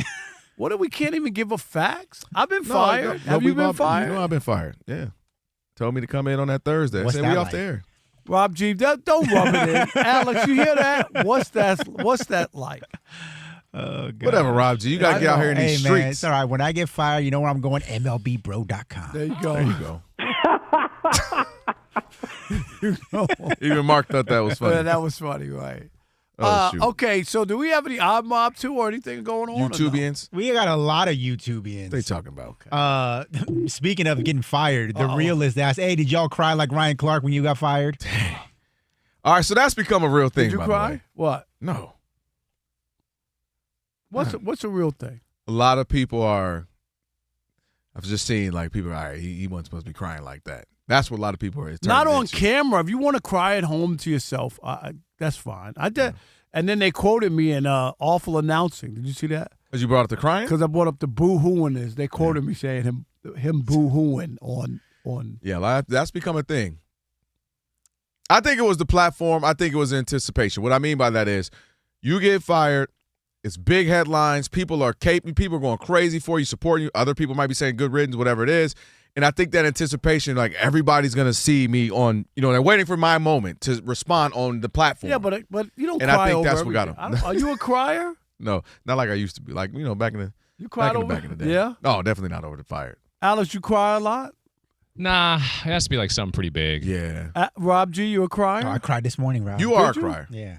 What happened? There's so much stuff going on. You have no idea. Oh, I'm I sorry. don't want to talk about it. I know I'm not against crying. I am an emotional person, but firings don't make me cry because, I feel like, and on the Worship Wednesday, I feel like God's got me, and I'll bounce back. And you might be upset. Like, let's say you didn't see it coming. I've had bad stuff happen. Yeah. I'm not a crier. I don't know why it is or what. Not for that. If you said other things, I'm When's the last time you cried, Rob? To be honest, and I know you're gonna think this is crazy. Like watching some baseball highlight video where I get tears because it's such a great moment or something. I mean, that happens. Like that. Yeah. Like that's the kind of tears I have. Not over like, oh wow, he KNBC says you're not on a football show anymore. Am I upset? Yeah, I was upset. But did I cry about it? No, I didn't cry about But you know what I think it is, and this is what I mean. I think, Alex. Hey, you're off of AM 570. Did I cry about it? No, I ate my 300 wings and I moved on. Alex, you know what I think it is, and this is what I meant. I just think it was that happens because we got to when it goes away, you get to have you're in your own world. That was cameras are on, lights are on. You with your brothers who you've been vulnerable. The whole point of the pivot is to be vulnerable. When did you pivot from life situations? And I think that was it. You got your brothers who love you, support you. They sitting there looking at you like, so what happened, man? How you feeling? I think you would have cried? I mean? Yeah, I'm saying in that environment I might have. Okay. If you get me where it's like everybody's waiting for you to respond, this is your moment, you upset, you got emotions, and then your boys who you love, who down with you are like, man, just what's up, bro? Like, tell us what's up. I think you get a little. Well, here's a reason. You know what I mean? Here's a reason to celebrate and not cry. We just got an update from Elijah. 30,000 subscribers on the YouTube channel. Hey! We reached the 30,000 mark. Thank you. That's actually major. Man. I ain't Crazy. gonna lie. We didn't even sell a single Monty shirt. Right? We did well. Yeah, we slipped. Monty won. Game worn. Update worn Monty shirt. Yeah, we slipped on that. I ain't gonna lie. We could have been real quick. Let me read this. I'm going to read this one comment because I don't know if this is a compliment or, here we go. or It's disrespect. about me. It's not about you. It's about Kelvin Washington. Oh, wow. Compliment or disrespect? Yeah, Lean. This is disrespectful. I'm going disrespectful. Tony says, watching on YouTube has really got me to like Kelvin more for some reason. He just seems like a genuinely good dude. Y'all picked the perfect replacement for Chris Broussard. So Yeah, that was like audio only? I don't mess with that dude. He's kind of lame. But video. Am I handsome or something? What are you trying to say? I don't appreciate it. What's your name? Yo, what if it is my wife? Tony? It is Tony. Did it end with an I? No. All right. Oh, so I'm about to say, babe, come on, lay off. Hey, yo. Babe, get out the chat. No, so this is Tony, a guy with a Y. Yes. Maybe she's tricking you. He might just, Like the tiger, Tony, Tony the Tiger. Tony the Yeah. Tiger. When you Shout wear out to the Tony. pastel colors. I don't know something what. about it, I like it. I don't know what. What's different about you on YouTube than on the radio? That's all. You know what it is? You get the full experience. Oh, stop it. You get what I'm saying? You can see the I thought, on the audio, all I didn't good, know Kelvin. he was All of joking. it. Rob, stop him. Not that there's anything wrong with it. It's all good. Yeah. Tony likes you. That's good. Whoa. Hey, shout out to Tony. Pause. Hey, Because he sees him. What? No, because he Yo. sees him. That's all. Okay. Listen. He's a visual guy. Yes. shout out to Tone. Shout out to people. I think it's, you know what I mean? It's the full, I see he was joking, that was tongue in cheek, or he was this, that, and the other. Or it's Tony, my wife. She just switched her name. Did we around get and another? played around. Did Tony's on? We got a comment from Tony. Let me see real quick. Hold on. What'd it say, Alex? I think Tony chimed in. Y'all stupid in advance. I need baby oil. That's exactly what he said. Watching. He watches The Odd Couple with Rob baby G. oils and a cigarette. You Hey, never know. see y'all messing around. Now we look. Elijah, update us now. 29,999 subscribers. right? Now we done lost one. You over here messing around. Nah, it's all good. No, All shout out right. to Tony. I don't know what it meant, I think, but I Thank think you. it was a compliment. It was a compliment. there. Well, Yeah, you I know who appreciate else that. ain't messing around? Who that? New Michigan football coach Kyle Whittingham. Oh, yeah. Hey, I'm liking him. Making the rounds this week. Of course, Big Ten Media Days were this week. A lot of it was today, actually. And is he in a happy marriage? I just want to know. Oh, shoot. God, I hope I'm so. over here like, why would you ask that? Then I'm like, oh, I hope so. I'm just asking. But in any event, my guy was on the Rich Eisen show, and he was asked. What a shocker. Rich Eisen, the Michigan homer. Man He's the biggest Michigan homer. Yes. Like it's embarrassing. Seriously. And Kyle Whittingham. It's embarrassing how, like, if you say anything again. I remember I tweeted something about Jim Harbaugh. He almost had he might have lost more here. He lost hair from the back as well. He was so mad. I was like, God, okay, you went to Michigan, really? Whatever the Rich Eisen version to put the camera on me is about to happen. He's like, I heard Rob Parker, you guys, I didn't even know he was still around. Is he around? I already hear him saying something like that. Huh? Give me a moment to respond. No, guys, real quick. I mean, this guy's he's crazy. He's thinking about me. Yeah, right. Just like the Diana Rossini that he didn't want to do anything about that. Oh, that's my friend. I can't talk about that. Yeah, okay. Hey, yo! So in any event. Rob G, you want to just wait till the next segment? Go ahead. Go, Rob G, go. Kyle Whittingham was on with Rich Eisen. He was asking, hey, what would you do to fix college football? It's under fire. Here's what Kyle Whittingham said. What do you want to see done if you could have your way? Just in college football in its entirety? Yes, sir. I think it's got to be an NFL minor league model where we have a salary cap. And, the players are employees. I think, as distasteful as some of that is, I don't think there's any other way that is better than that. And, right now it's out of control. I mean, we're going to have probably, a dozen teams in the next recruiting cycle with $50 million rosters. And there's such a disparity between the haves and the have-nots. And I think that the only way to get that evened out and level the playing field is to go ahead and pattern it after an NFL, like I said, a minor league NFL model and a super league, if you will, and you'll probably see 48 to 60 teams survive the cut and be on the right side of the line in the sand and proceed forward. I wanted to see Rich Eisen ask him, do you think Jim Harbaugh should be in prison for cheating and winning that national championship? What can you do to stop college football teams from cheating like Harbaugh did at Michigan? How about that question? Why would he do that? I'm just asking. Why would he do that? He wanted to highlight and profile his new Michigan man. All right. Why would he do that? And he ain't wrong. At this point, let's just quit playing and fantasizing about what it is, yesteryears and amateur and guys coming and, man, we are way past that. And you know what the greatest example of that? But where's the pushback to say, at college? Like, if you're going to do this, it can't be at Michigan or Ohio State. It can't be a college thing. They already getting paid, Rob. No, it's not. Are they getting paid? Yes, but what's the difference? No, my point is you'd be better off having a minor league team somewhere in Michigan, Ohio, but not attached to the university. I hear not what at you're all saying, attached. But it is literally that. Nope. Alabama, Michigan, Ohio State I'm just saying have been you could pumping do it, guys in the NFL. But not. You cannot use it under the umbrella of higher education. I think that's where I disagree. And that's fine. I think we're well past that. When you have coaches coming up before their press conference, all right, hold on, wait, slamming down Cokes because that's who sponsored and endorsed them and they get money, we're at a place where it absolutely is a money-grabbing machine. They were doing it before. It's just out in the open. It's nothing different. You're literally saying my point. So if they've been getting money, guys have been going pro, but I'm what's saying the difference? Yeah, but to call it a minor league, you don't That's need a technicality, Rob. But you don't need the college brand. What do you need the college brand for? Let the college have what we used to have, which was kids playing college football, and your games on television, and you show your student ID, and you get into the game for free, and you have half-empty stands with just students on a Saturday. That, to me, is college football. Seriously. Are you watching it? Okay. That's what I'm talking about. But nobody's going to that. Michigan, yes. Let's talk about Michigan because that's where Whittingham is. That's what you do in Division 2 or 3 or 4, wherever you went to school. You still went to the games. Nobody was at those games. Dang, Eastern Michigan. It was rough back then. What are you talking about? You had Charlie Batch as your quarterback. We did. We had Charlie Batch, and then that was it. That was the end of the batch till Max and Crosby. Earl Boykins. He was at your I wasn't that. He was a little older than me. He was about 4 years before I got there. Shout out to Earl. Had me hype in high school. I was 4'11", a freshman. He was 5'5", doing this. I got hope. Shut up. Go ahead and say it. I can't believe you were 4'11". I can't believe you made the team at 4'11". Were you the mascot? Who's 4'11" making a basketball team? I was a baller, too. What you mean? What's wrong with that?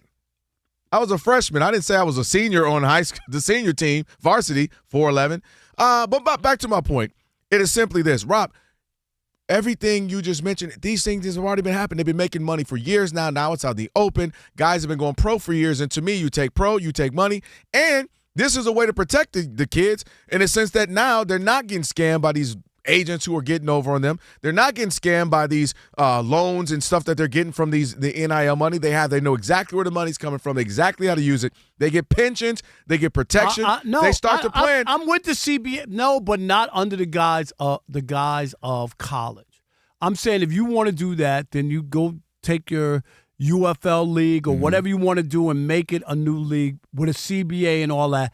But to put college involved in this under that thing, and I get what you're saying with the financial part of it. You don't need Ohio State. What do you need Ohio State for?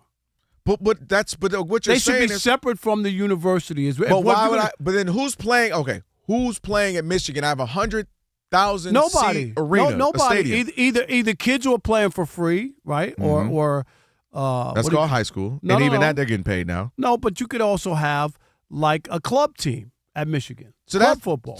club football, not. But that sounds like an intramural, like guys who used to play then glorified freshman year in high school. Glorified intramurals. But then I'm not going to the pros. Why people go to college? Everybody's not going to the pros who play major college football. So what's the difference? But they in their minds. No, they're not. A lot of them no. In their minds, a lot of them are. Everybody. You're right at the end of it, but going into it, they think I got a shot. Everybody ain't going to no college football. Man, they absolutely listen.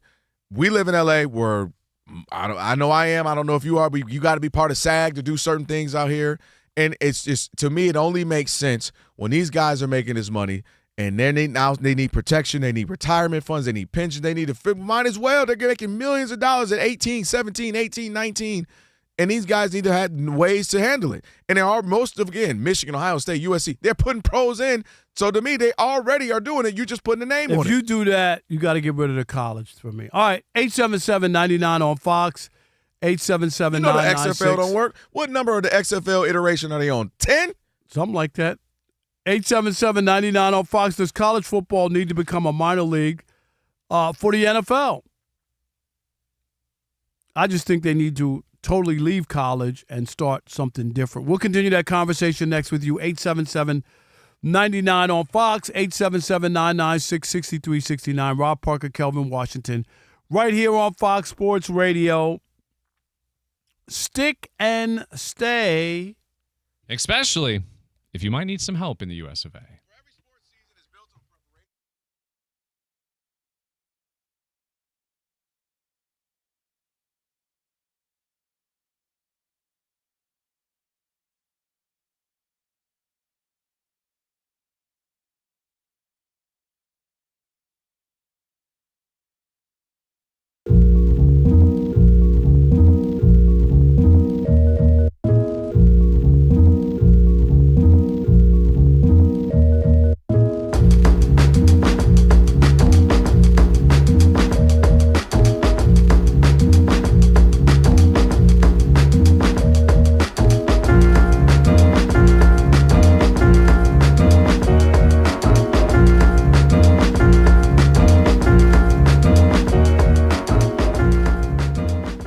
Baker Mayfield has been looking for a new contract. That he didn't get a contract. Yeah, he's been wanting to get a new contract now for a while. They had some talks, and they ultimately decided, you know what? We are so far apart. We are going to cease contract negotiations. Baker Mayfield will play out this upcoming season and enter the 2027 offseason as a free agent. So we'll see what happens with Baker Mayfield. His days appear numbered there in Tampa.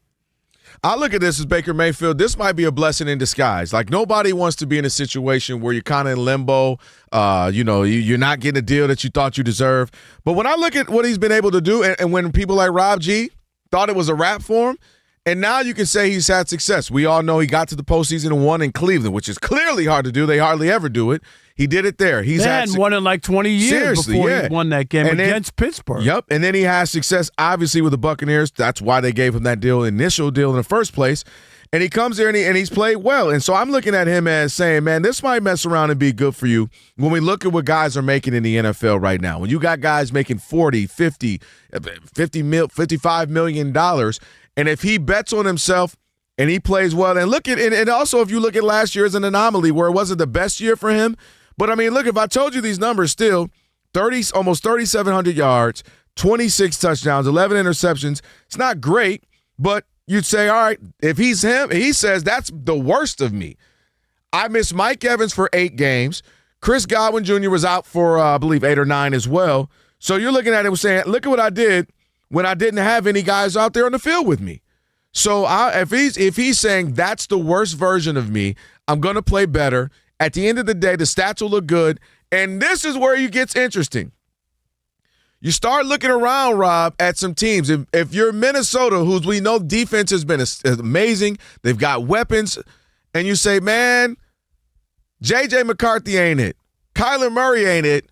But dang it, baby, Baker Mayfield's the guy we need. And maybe they pay him an arm and a leg. You look at, what did we talk about? C.J. Stroud. That defense was Super Bowl worthy, Rob. We talked about this. He didn't even have to be good. Window. All he had to do was be mid. Not even great. If you're mid, we might actually win the Super Bowl, the Texans have said. And C.J. Stroud's contract situation is getting hairy. Speaking of hair, they beat that man so bad he got a haircut. He was playing so bad last season in the postseason. So Baker Mayfield. That was just so that the fans in Texas wouldn't recognize him? No, they couldn't drag him. After the playoff couldn't pull him by his threads. I thought it was so they couldn't recognize him. He could walk around town and get a seat somewhere. Come on, Mark. So I'm looking at this as, think about this, Rob. You go put up numbers like Baker has done for the most part. He's been very productive there. You go get somebody paying you $50 million, and maybe it's the Texans. Now you go to a team that's got a crazy defense, a good coach, and all of a sudden now you have Super Bowl aspirations. Or like I said, you go to a Minnesota or some teams that are right there saying, man, if we could just tighten up this quarterback. Or maybe you become the face of the Pittsburgh Steelers. Obviously, Aaron Rodgers has come out. We'll talk about that, but just saying this is 100% his last season. Maybe you go to Pittsburgh where they got some pieces and you got a stable organization. But my point is he might end up being better off, and it might be better for them if they're saying ultimately we're not built right now to win a Super Bowl. Go get a young quarterback, one of the ones coming out of the draft. Have a team where you don't have to pay him for 4 years or so, and you can build around that. So this can work out for both he and the organization, but he absolutely can get paid a bunch of money and end up on a team that has a Super Bowl chance if he goes elsewhere. Think of Sam Darnold, where you go Minnesota is already a good team, but then you end up with the Seahawks. Now you got a Super Bowl ring. I think once again people have made a mistake with Baker Mayfield. Mm-hmm. The Browns did it. He played when he was injured, had a down year, played through it, and they held it against him, which I tell people all the time. Don't play unless you're healthy, because they'll use it against you. Because they'll use it against you when they need to, and it's just not fair. He was hurt that year. He got them won their first playoff game in about 20 years. The next year he plays hurt, and they use it against him, and then they get rid of him. Okay. Here's a situation where he just laid out all the people who were hurt and banged up or whatever, and it was a bad offense. I'll give you that. It wasn't good, right? Mm-hmm. And here you are, you're going to use that, not the last couple years where it was tremendous, but last year, and you're going to use that as your scale. If you're going to do that, yeah, you're right. Baker Mayfield might wind up somewhere else in a better situation. You just mentioned Pittsburgh. It could be. Mm-hmm. Be the face of the franchise now. Because you got one more year. Mm-hmm. Aaron Rodgers, he's retiring. It's going to be it. That job is going to be open.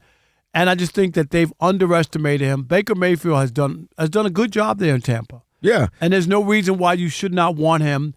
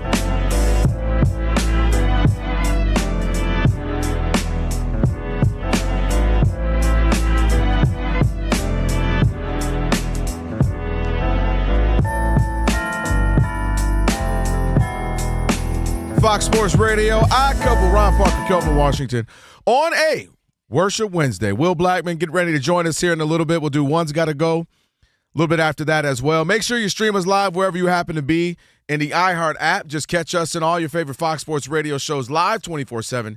And the new and improved iHeart app, just search Fox Sports Radio in the app to stream us live all day, every day. And then that way you select us as one of your presets. We'll pop up at the top of the screen for you as well. All right, 877-99 on Fox. Kyle Whittingham basically went in and was saying college football needs to unionize and it needs to be a minor league for the NFL. Rob disagrees. Did he say that coaches should make less money? No, I think that's why he was saying let everybody eat. Yeah, okay. He was like, I'm not going to be able to do it. I ain't giving up my money. 877-99 on Fox. Who we got? All right, let's kick it off with Rich in Seattle. You're on the Odd Couple Fox Sports Radio. What's up, Rich? I thought it was Rich Eisen calling you. Thanks for taking the call, gentlemen. Hey, listen. Uh-oh, did we lose you? We're trying to listen. What you say? Rich, you got to call back, and your phone went out. I don't know it what was happened. Right as he – listen, let me say – he was just about to start cooking, Bree. Donnie in Houston, you're on the Odd Couple Fox Sports Radio. What's up, Donnie? Yeah, I want to start by saying go Texans, but hey, these college teams are pretty much pro teams. I think the NFL should just expand into these college. And, Notre Dame, make it a pro team. They have the stadium. They have the fan base. They have the money for it. Alabama, you have when is Alabama ever going to get a pro team? They have one right there. It's called the University of Alabama. I'll say it's Roll Tide. That's about as good as it gets. Yeah. Look at A&M or UT. They can just put them in the NFL.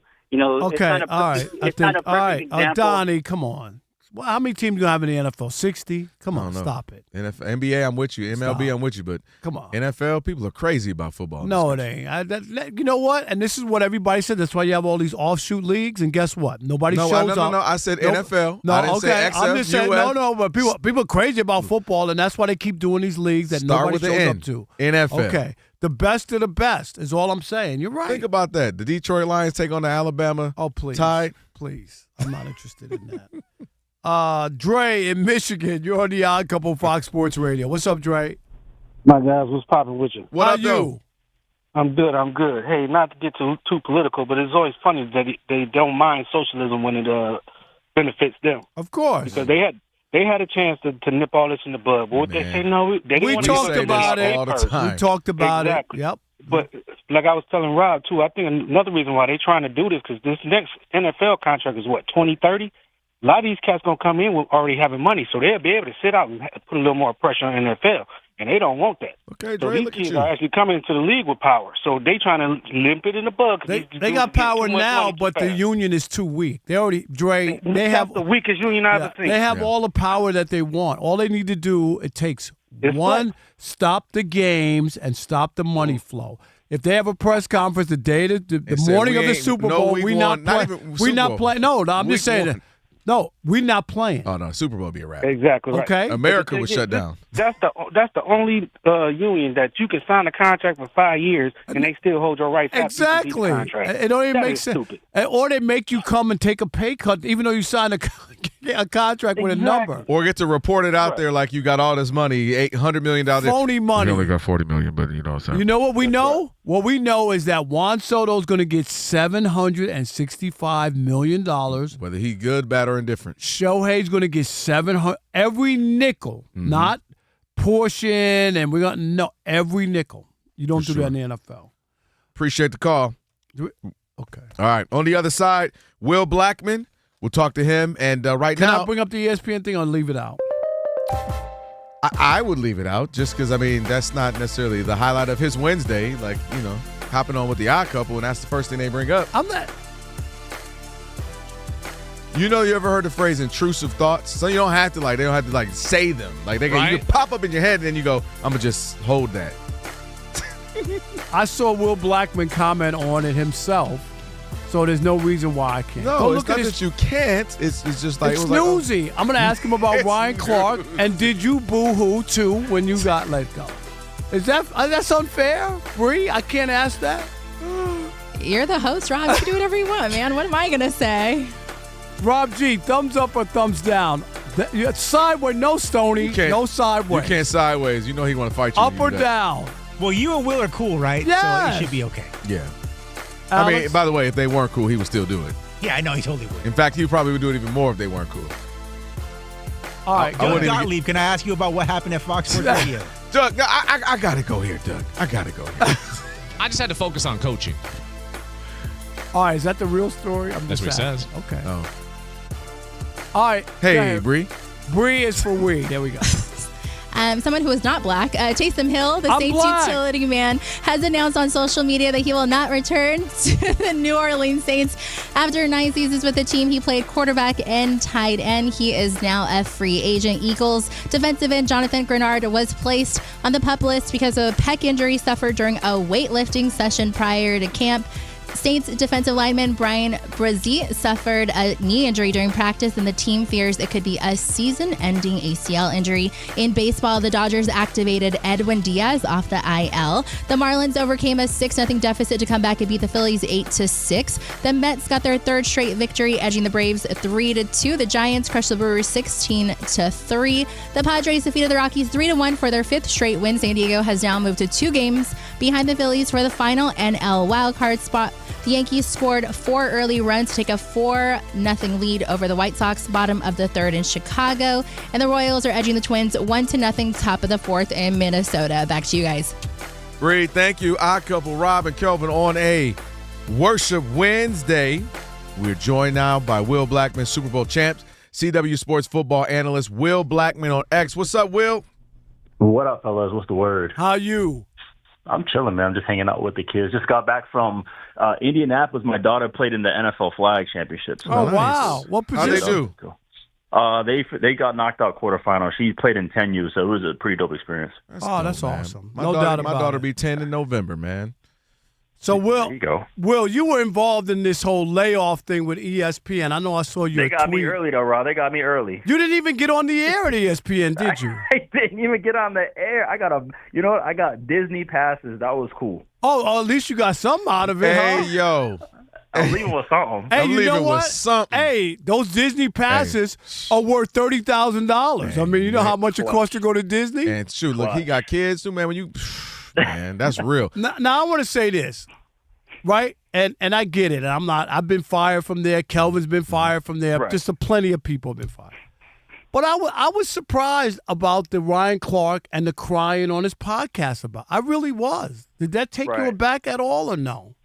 Yeah, I was really shocked to see that first and foremost. Just, being friends with Ryan, knowing how he is, knowing his temperament, knowing like he doesn't duck the smoke and he's, a stand-up guy, and tough and what have you. So when I saw that, I was like, first of all, I was definitely taken aback. I'm like, what is going on? You know what I'm saying? I was super confused, but I'm like, look, if it has to be something deeper than that.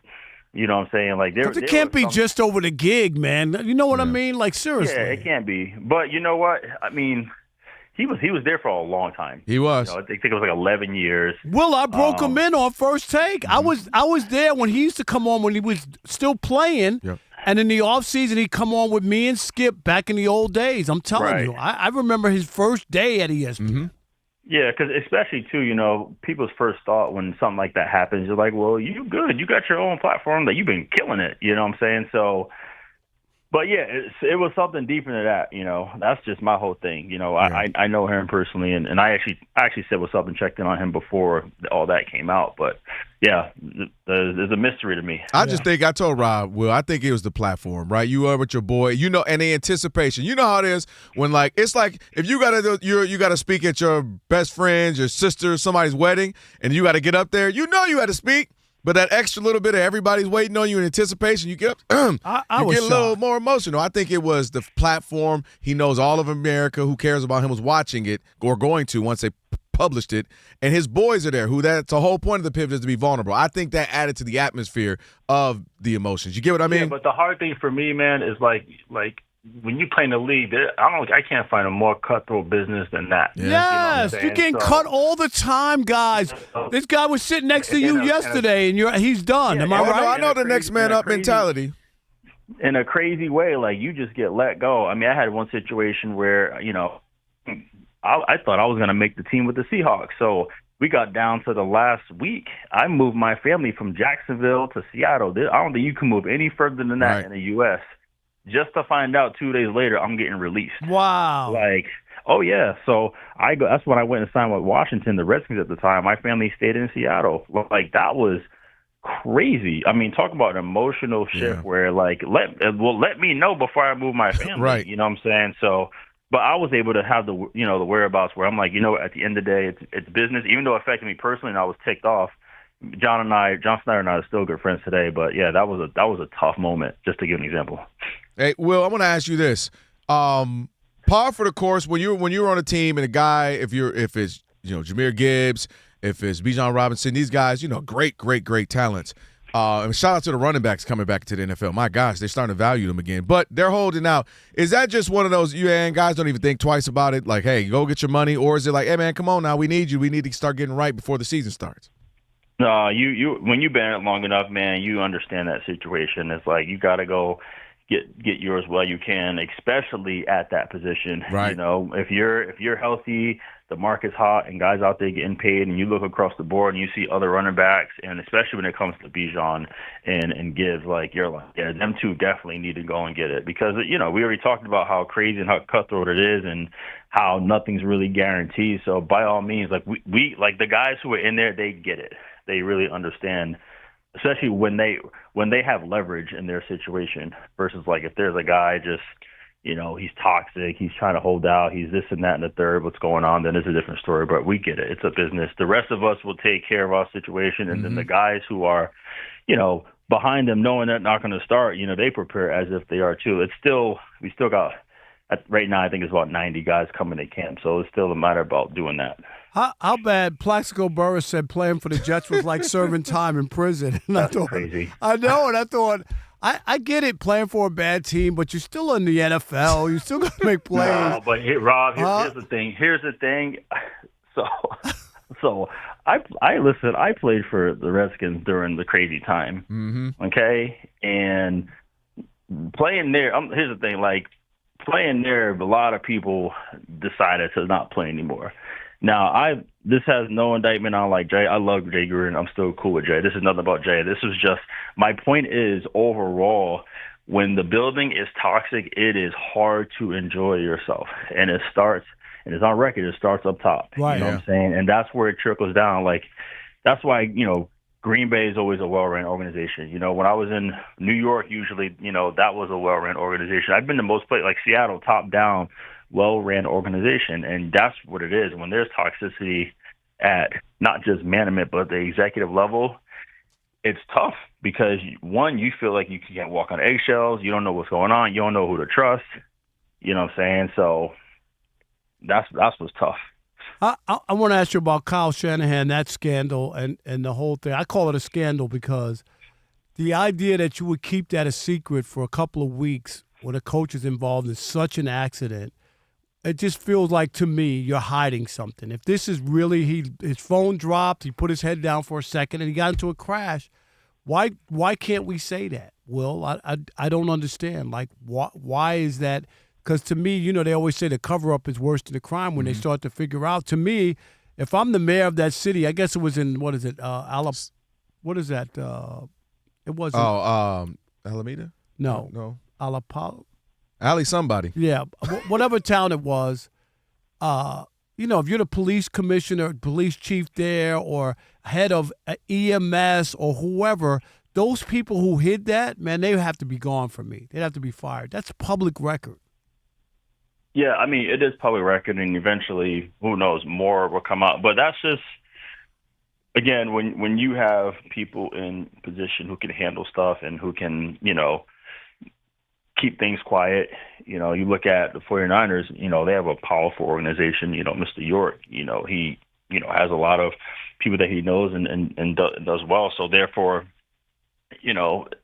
maybe it was his call. Don't know, but I just know, like, powerful things can happen. You look at stuff, whatever. I can imagine so many things that happened with the Cowboys that never came to light. You know what I'm saying? Like, it's just, that's when you're dealing with a certain powerful organization or people, then that's what it is. But it's interesting how that didn't come out to now. But at the end of the day, I respect Kyle Shanahan. I'm glad that he's okay. So definitely glad that he's okay. We just Palo Alto, I think is where it was. I mean, we find out that a owner is getting a rub and tug at a strip mall, and then all of a sudden we found out about that. It was a strip mall? Yeah, it was a strip mall. Do you know that in Florida? Yeah. It was a strip mall, Will. Crazy.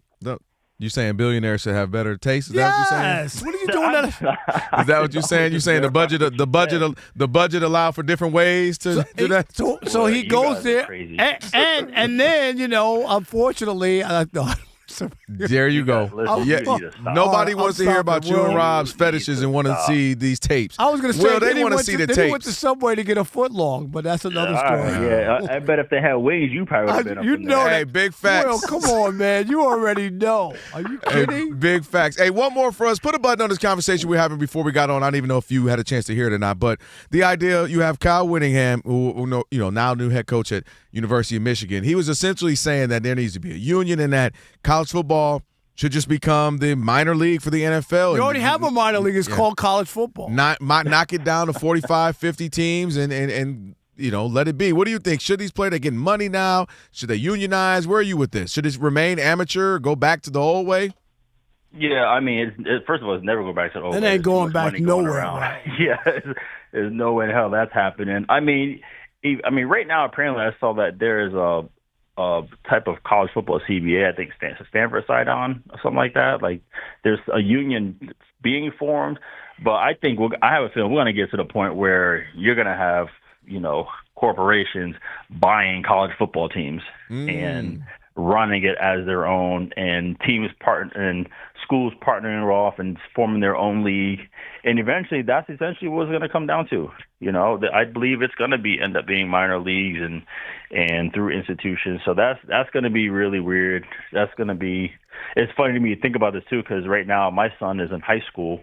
He's a sophomore, and by the time he's a senior, he might be in that mix. So all I can do as a parent is just keep adjusting. As much as we don't want to say we like what's going on, we can't stand it. You just got to keep adjusting because that's just what it is. So no doubt. Yeah. I could see something like that happening. That's not crazy. All right, Will, man. Appreciate it, man. Let's get some wings. Let's have lunch. Let's catch up. I don't know.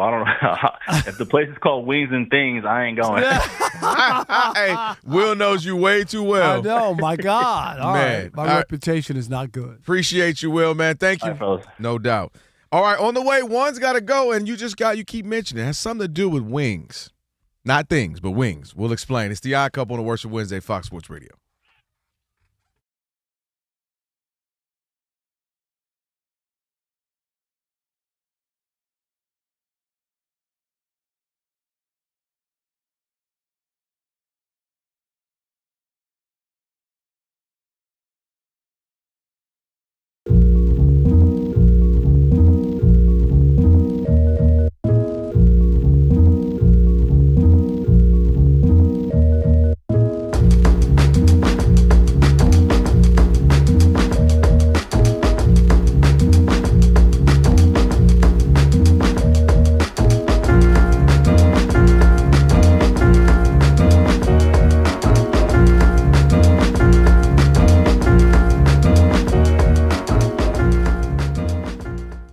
Steph Curry, and now that LeBron has done his thing, there are the minions out there who are now belly aching about Steph still being in Golden State.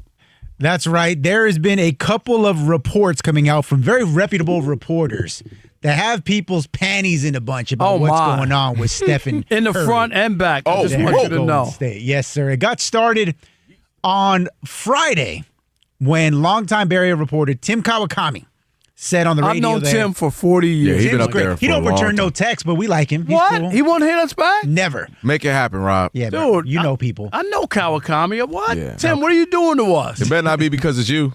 No. It probably is. Hey, I'm the producer of the Icon, Rob Parker. It happens more than you think. Hey, Rob G, don't pull the curtain back. Don't pull the curtain back. What you doing? Pay no attention to that producer behind the curtain. So he was talking about what's going on with Steph Curry and his future. Because, of course, they missed out on LeBron James. They missed out on Giannis. They missed out on Jaylen Brown. They missed out on every major star that they were allegedly involved with. They couldn't land. And Kawakami said that he spoke to Joe Lacob and that Joe Lacob wants to build the next team after Steph Curry, that he has a keen interest in. I'm going to show This organization is going to show what it can do with Steph Curry and then after Steph Curry. So that alone got people's ears perked up. And then over the weekend, Marcus Thompson, friend of the show, he's been on a couple of times, said that he already knew, and Steph Curry kind of already knew, before LeBron James made the decision that he wasn't coming to Golden State. And that, according to Thompson, Steph Curry is, quote, probably a little tired of the star chasing. So, guys, now that the Warriors keep missing out on players, whether it's because they can't make the deal or, as Kawakami suggested, maybe they just won't make the deal. They don't want to put all their eggs in one basket for a 2-year run with Steph. What does it mean for his future in the Bay Area? I got news for Steph Curry. Are you ready, Kelvin? What is it? Is this on? It's on. Steph Curry, do not buy into this hoopla and all this talk. We want you to be the anti-LeBron. Don't go running around chasing it. I don't want to see you in a Washington Wizards jersey, just like I didn't want to see more Michael Jordan in one. Do it your way. Steph Curry, I want you to be Derek Jeter, not LeBron James. Derek Jeter didn't, at the end of his career, want to keep playing and go somewhere else to keep playing and all this kind of stuff. No. He only wore the Yankee pinstripes. You're a Golden State Warrior. Start, finish, win, lose. You don't need to chase anything. Think about this. LeBron has been on 1 million teams. He's got 4 championships. Steph Curry's been on 1 team. He's got 4 championships. The only thing LeBron has more than Steph Curry is frequent flyer miles. Nothing else. Steph, be the anti-LeBron. During the quote-unquote LeBron era, you matched him in championships, and you didn't lose as many times as he did. You don't need to go anywhere.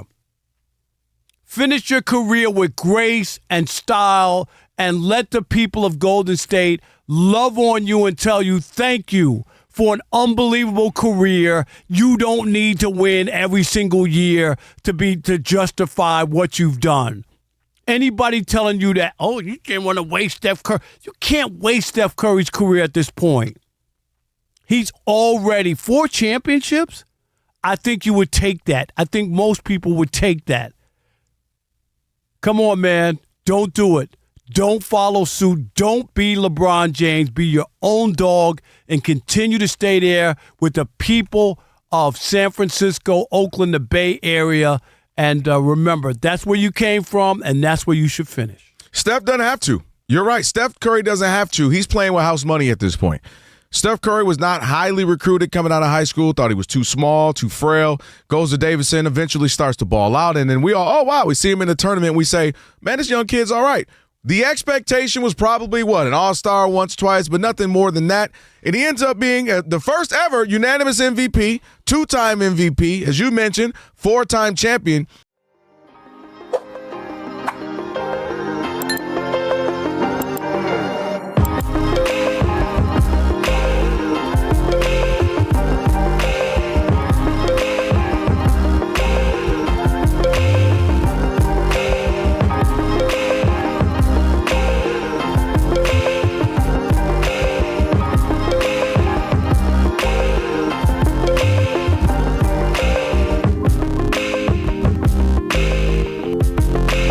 Fox Sports Radio, Odd Couple. That's right, you need to smile sometimes. DJ Ali Alex, thank you for the Kirk Franklin on this Worship Wednesday.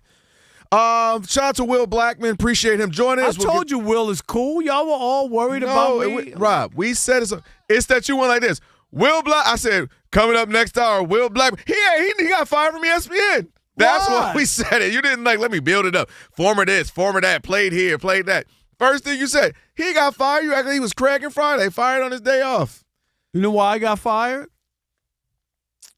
My initial reaction was that. What you gonna say? Is something? Rob, caution. What? What was you about to say? Alex knows. Oh, I mean, Stephen A. still there. He got fired too. He did get fired back in the day. People forget that. I did reference that to some people about that. People don't know that. Hey, people really shook about Ryan Clark. Like, I had a mom. We were at the pool all night. Shook about? All right, come on. Yeah, Forget about we'll your. get to that. We'll get about yeah, that. come on. All right, let's get to. By the way, before we get to one's got to go. Professional truck and bus drivers train for thousands of miles. I just hear you saying something so dumb. I'm going to read this and see if you would say something dumb. Train for thousands of miles, but even the best drivers need more space to maneuver their long vehicle around a tight corner. So hang back, give them extra room to turn safely, stay clear, stay safe. America's pros rely on you. Paid for by FMCSA. No, I just thought you were going to say something about who were we just talking about during the break? Who? Kyle Shanahan. I thought you were going to say something. No. I thought you were going to say something there. I didn't know. I'm keeping my eye on him. Oh. One's got to go. Hard decisions. So 5's a crowd. Is that what I'm gleaning here? 5's an uneven number. Figure it out. Hear me out. Hear me out. So today is National Wing Day. You know I do news out here in L.A. Yeah, so but I paid $200 for wings yesterday. I know. We should have ate today. Well, we might have somebody left. I gave Alex. Did you eat all those? The leftovers? There was left. There were no leftovers. I didn't see any. Oh, I think Ricky took them. Oh, Ricky! Yeah. All right, so my point is... Or maybe Perfect came back. Today is National Wing Day. So on the show Spectrum, we had 3 different wing companies come in. They got us a whole bunch, so I got some at the crib I'll eat later. But that made me think, Rob, you are a man of chicken. I don't know if there's anybody who loves chicken more than you. You literally keep Ralph's chicken in business. Even... I like chicken. Is that what you said? Yeah, that was all. See, Rob, I told you. Alex got one more time, and I'm going to know something, Alex. I'm going to learn. Why do I love chicken so much? Yeah, what you trying to say? You don't see Elijah. Why you don't see Elijah? Because he's dark skinned. Where is This he? is getting crazy. I know. He's Alex, just not here. You got one more, and I'm gonna know something. Yeah, I told my girl she's tanning too much. Yeah, your girl, Latina, she getting a little too brown for you. I don't know what's going on with you. That hair's a little naughty. Yeah, too. he like, hey, baby, you ain't got no relaxer. It's getting a little carried away, Alex. With that being said, I told him earlier. I said his mustache starting to get a little too thin out here. These streets. What? Getting a little 9. Now look at this. Now look, which part of the chicken has to go, Rob? Oh, it's easy. This is easy. Wing, hold on, because I added one that you might not think of. Wing, Bree, you're in on this. Breast, drumstick, thigh, and then for the added one, I'm counting boneless, tenders, and nuggets as one. Well, I hate those. But you don't like chicken tenders? No, they're too dry. No, I don't like them at all. I like a good. That's tender, why you got to. That's why you got to dip them in all that sauce because they're so dry. Yeah. Seriously, I don't. Is that the answer then? Like, what's that? What's the name of that place? Raising Cane's. Raising Cane's. Thank you, but no thank you. No, it's the sauce. I ain't gonna lie. The sauce saves them. Right. All right. Just, so, but nuggets. No. That's nugget, not. I'm gonna say breast, chicken breast. I don't like the chicken breast. Nah, you it's talk too about dry. You talk about dry. Alex, it's too dry. Yeah. Oh, no, White meat is good for you.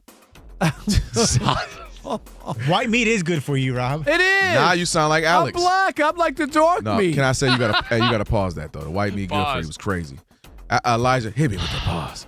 Where you at? Rob G. Bree. Which one? We're getting rid of the dark meat.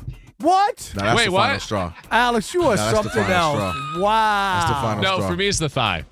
That's dark That is the dark meat. That is the dark meat. Yeah, no. I don't like thigh. Look how it's casual. Oh, I didn't realize. No. You don't like Legs, thigh? That might be legs and thighs are dark Nah, meat. That's the thigh is the best one. I'm gonna go. Bree, what you got? I don't like chicken, so I'm not contributing to this conversation. You don't like chicken? I like chicken wings, but I don't like. I guess so. I don't like boneless. So anything, I'll take anything boneless. Okay. You said you don't like boneless. Correct. So boneless I hate has to boneless. go. Yeah, boneless has to go. Thigh ain't going nowhere. That's the I was best. going to You give me say, some? Bree, because you don't like chicken, more for us. So go ahead. Yeah. You with me on the thighs the best, or you a wing? Thigh. Thigh's the best. Thigh's the best. You tripping, Alex? So that ain't going nowhere. The answer is drumstick. Oh, I'm not a kid. I like what do I need a drumstick for? What is it? That's like you give a little kid. And it's got a handle on it. It's great. Yeah. No, drumstick kick rock. I'm sorry. What Drum, we call wings? Call Do it they a have drum thighs? kick. Rob Call it G, a drum Rob G, kick. Kick come on. rocks. Get rid of the drumstick. breasts. The breast too, Really? right? It's too dry, Alex. That's number 2 for me. The It's breast too is number dry. 2. I agree with you on that one. I love breast. All y'all men getting rid of the breast. What is going on?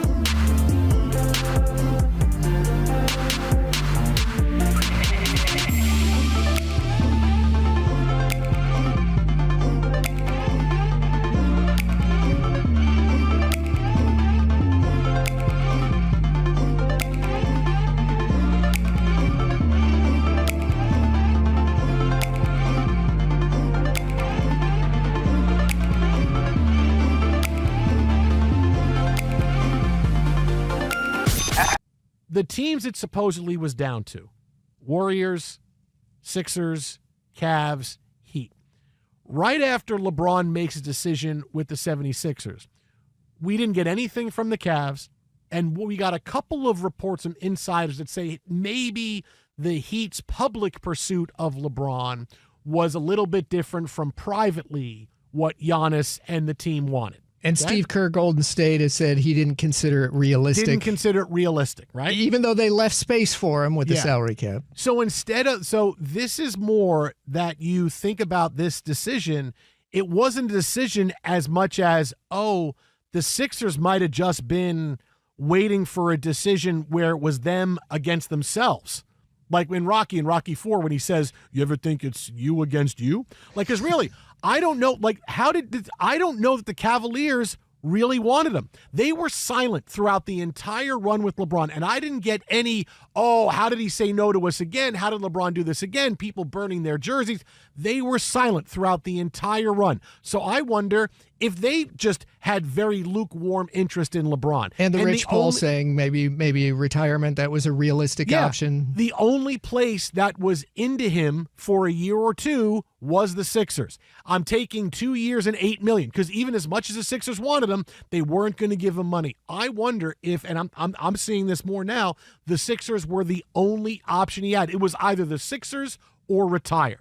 Like that, forget about all the other teams. That's kind of when it came down to it. Forget about the narrative that was put out there that Clutch Sports wanted to control the narrative of LeBron. All these teams are calling, all these teams are checking in. Yeah, if you listen to all that, you think, this is LeBron from 15 years ago. When it came down to it, how many people want him? It's like going back when Tom Brady left the Patriots. All the teams want him. No, it was a lukewarm interest by the Chargers and the Bucks, and it turned out the Bucks made a great decision because they won the Super Bowl. Brady had a lot left in the tank. But really, I think for LeBron, it was the 76ers or retiring. And that's what it was, because there was no other interest from a team in there. He wanted to reach out to the Knicks. The Knicks said, no, we could have used you 15 years ago, but no, you wanted us to come visit you and all. You don't want to come. We don't need you now. You love playing in Madison Square Garden. That's great. We're the champs. We don't need you anymore. So really, I think it was the Sixers or retire for LeBron now that it's all said and done.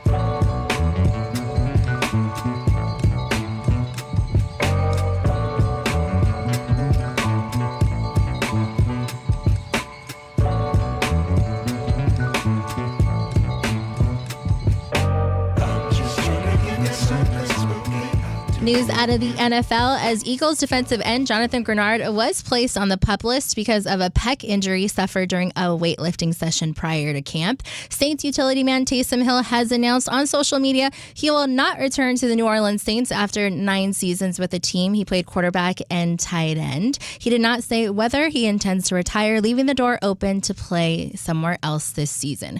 49ers wide receiver Ricky Pearsall did not participate in practice Wednesday due to some swelling in his right knee. Related related to that PCL injury that held him out a chunk of games last season. And Vikings quarterback Kyler Murray was first to take first-team reps at quarterback in 11-on-11 drills. In baseball, the Dodgers activated Edwin Diaz off the IL. The Mets got their third straight victory, edging the Braves 3-2. Right now, the Royals are shutting out the Twins 4-0, bottom of the fifth in Minnesota. I'm Brianna Miro. I've been covering this league since 1987.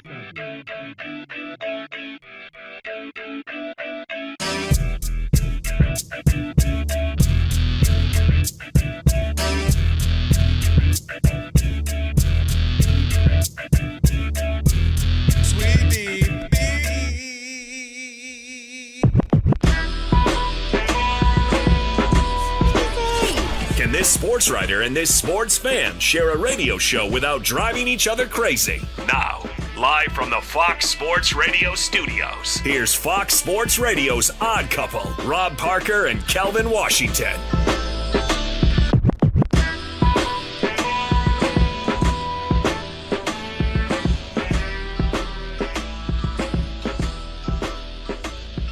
Hour number 3, unbelievable. Number three. That's right. It is the Odd Couple on a Worship Wednesday. Rob Parker, Kelvin Washington, Fox Sports Radio. I'm glad you're aboard. You could also check us out on YouTube. We got over 30,000. Shout out to Tony. To who? To Tony. Oh, Tony, that's right. Your guy, Tony. 30,000 I'm a little moist subscribers right now. Yeah, we're excited about that. You can join in too. Just search Odd Couple FSR on YouTube. Hit that subscribe button. And you could also hit the thumbs up icon. You could comment away. So make that happen. Indeed. Check us out on YouTube and just search Odd Couple FSR and subscribe. That's real big, though. Seriously, 30,000, man. That's because it's us. It's not like Fox Sports Radio. Like, no, just this the is just Couple. the Odd Couple. That's a big number. Hey, Rob G, we were just talking off the air, and Alex, you too. And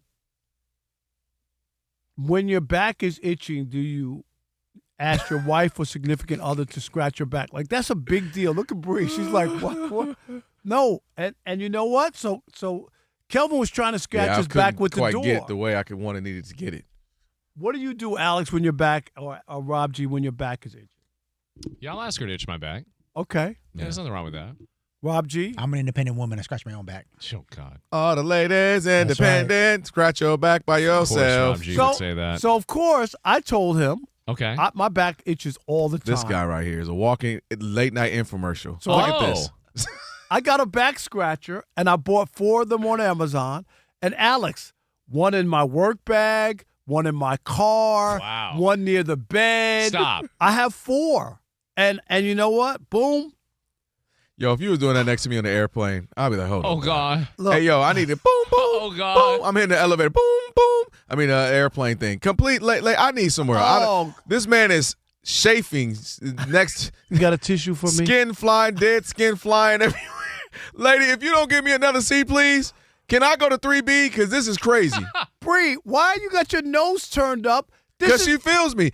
I was with you at home. I was with you in your car. But if you next to me in the airplane, elbow me in the face because you are trying to get Alex, the middle of your back. Would you have a problem if I'm scratching my back on the plane? Not at all. There's a time and a place. Yeah, I don't think it's socially I'm not acceptable. clipping nails. No, you're not about to have that dead skin just flying everywhere That on me. dead skin is in the back of my shirt. No, every time you lift that out your shirt, it's just flying everywhere. It's just too close. Too close? You elbowing me? So you would rather me go crazy because my back is itching and take out my back scratcher? Man, you better act like you rolling or something, like you dancing and just get to rolling your body. I told you the reason I married my wife. It's because she would wash my hair. No, that's real. Yeah. I ain't gonna lie. I'm That's serious. That is the most sensual thing you could do for somebody. Oh, God. Seriously. You over here, look, you about to rekindle marriages. Man. Hey, baby, I know we're going through some tough times. If you ever thinking about it and your girl, ask her to wash your hair. And if she refuses, don't marry her. Yeah. Don't marry her. It's a good Bree, how many heads have you washed? Pause. Oh, wow. Well, no, resume, actually. Resume. Okay. No, I'm interested. I'm very thankful. But I do see, like, if you do touch a guy's, like, head and you're kind of rubbing it, do they... Hey, resume. All right. They do kind of like, if it's like they kind of like lose it a little. Oh, a little Bree. bit. Yeah. No way. Bree, are you kidding? Rob, Yes. just a little? Bree, I'll marry you if you wash my hair. I'm just saying. Oh, God. But wait a minute, Rob. Oh, God. I know it's some young tenderoni that will wash your hair right now. No, this is the problem. What? Is that they want money. That's the problem. Oh, yeah, we don't do that, You want Rob. you want a head wash for love. Alex, you know what I'm talking about. You got to wash my hair because you want me to feel good. Yo, if they not did- because you want $200. Act of You love. could do it for both. If they Right? did a Love No. Island, like a silver Love Island, where would you go? Like 55 and up, would you go on Love Island, something like that? Some love Just reality Love show? Harbor. Yeah, but the women are 35, right? I'm just saying. Okay, they didn't. I think they did have like a. It can't be All right. 55 They years old. did one where they don't tell them your age. Oh, there is there one you that's go. on there. Would you do Oh, that? is there? Yep. It's like Love is Blind then. Yeah. That's not bad then. Yeah. Love You is do not that? blind. Can Yeah, I we would start do that that then? Would you do like Rob Parker does the What's that? on the new episode of Sugar Daddies? Would you do Hey, that? I'll wouldn't tell do you that. what. Okay. Once the Kinko segment drops Oh, and yeah. they hear about Ooh. Rob's That's experiences, a great point, Rob. we're gonna have to be locking the doors from all these young ladies. K-Dog. So at the yoga studio. So Bree doesn't know like this. We're about to do it. Is it on Friday? Do we have Yeah. the? Do you have the? it's open? gonna be done tomorrow. So we have a new segment, Bree, and Rob Limited G, edition. Rob G, just explain it for people. Yes, please do. You want me to give like the whole spiel? Because I can if you want to. Yeah, give us the spiel, Okay. and then this Okay. way people So- can look forward to All right. it on Friday. So this is we'll promote it and do a whole thing. But Rob Parker is of a certain age that the idea of getting illicit text messages or voicemails is foreign to him, right? Rob's from a time where he got handwritten sentiments. handwritten letters, love Or- letters, and all kinds of stuff. More specifically, What'd he get, Rob G? a fax from a Kinko's, which includes details Oh yeah, of Rob's very Escapades. vigorous and well-intentioned lovemaking. So we are going to have some fun with it. We are going to have Bree, these are real real He saw it. sentences Am I right? We've seen it, Bree. from the letter. Dated. I mean, it was like an artifact. Now, the good thing about this is that Kelvin, I think, only saw it once. Yeah. So he doesn't remember, remember. exactly the details. Just remember it was passionate. But there are going to be lines we are going to read from the letter, and Kelvin's got to decide just how freaky deaky Rob really got back in the day. It's gonna be fun. And this is real? It's No, it's real. real. I synced it. I synced it. We the got letter. real. We got a few letters. We're going to do it in the summer before football season starts. Yep. And the first one is Friday. So Yeah. Yeah. One night Wow. at Kinko's. One night Hot at and heavy Kinko's. since All you hear is- 1987. Oh, I can't wait. Seductive sports reporters reunite. And all I can think about is that king of beep, beep, beep, beep, beep, facts coming through.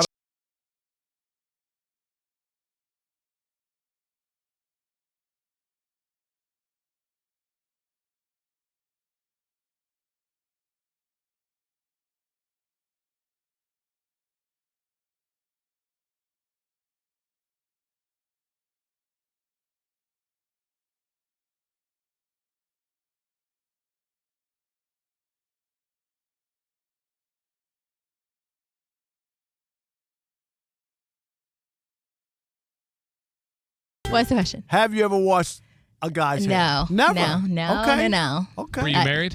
I am no. Says a lot. What? You I'm get to washing some 32. heads. You get to washing some heads. Pause. I was Continue. gonna say something else, but I won't. No, I'm just No, saying. no. Hey, real talk. I'm gonna say this. Bree, Rob I'm has not- a point of lady. I know all y'all ever think about is sex, and men do like more just like intimate things like that than Like y'all the take. Then we get touching. then we get credit for. and, it. and I agreed with Yeah. that, but That not is- the wash. I've No, never no. done that. Well, I'm telling you, out of all the things. There's Listen. nothing like getting your scalp, like, degrease scratched, because we got to right? grease ours. Yeah, And then you got, degrease and is- then my wife used to part it, put the grease in. You know what I Oh, mean? that's when you was braided. No, like even with my hair, just like Yes. part it. Ooh. Oh yeah. She used to really do a good job.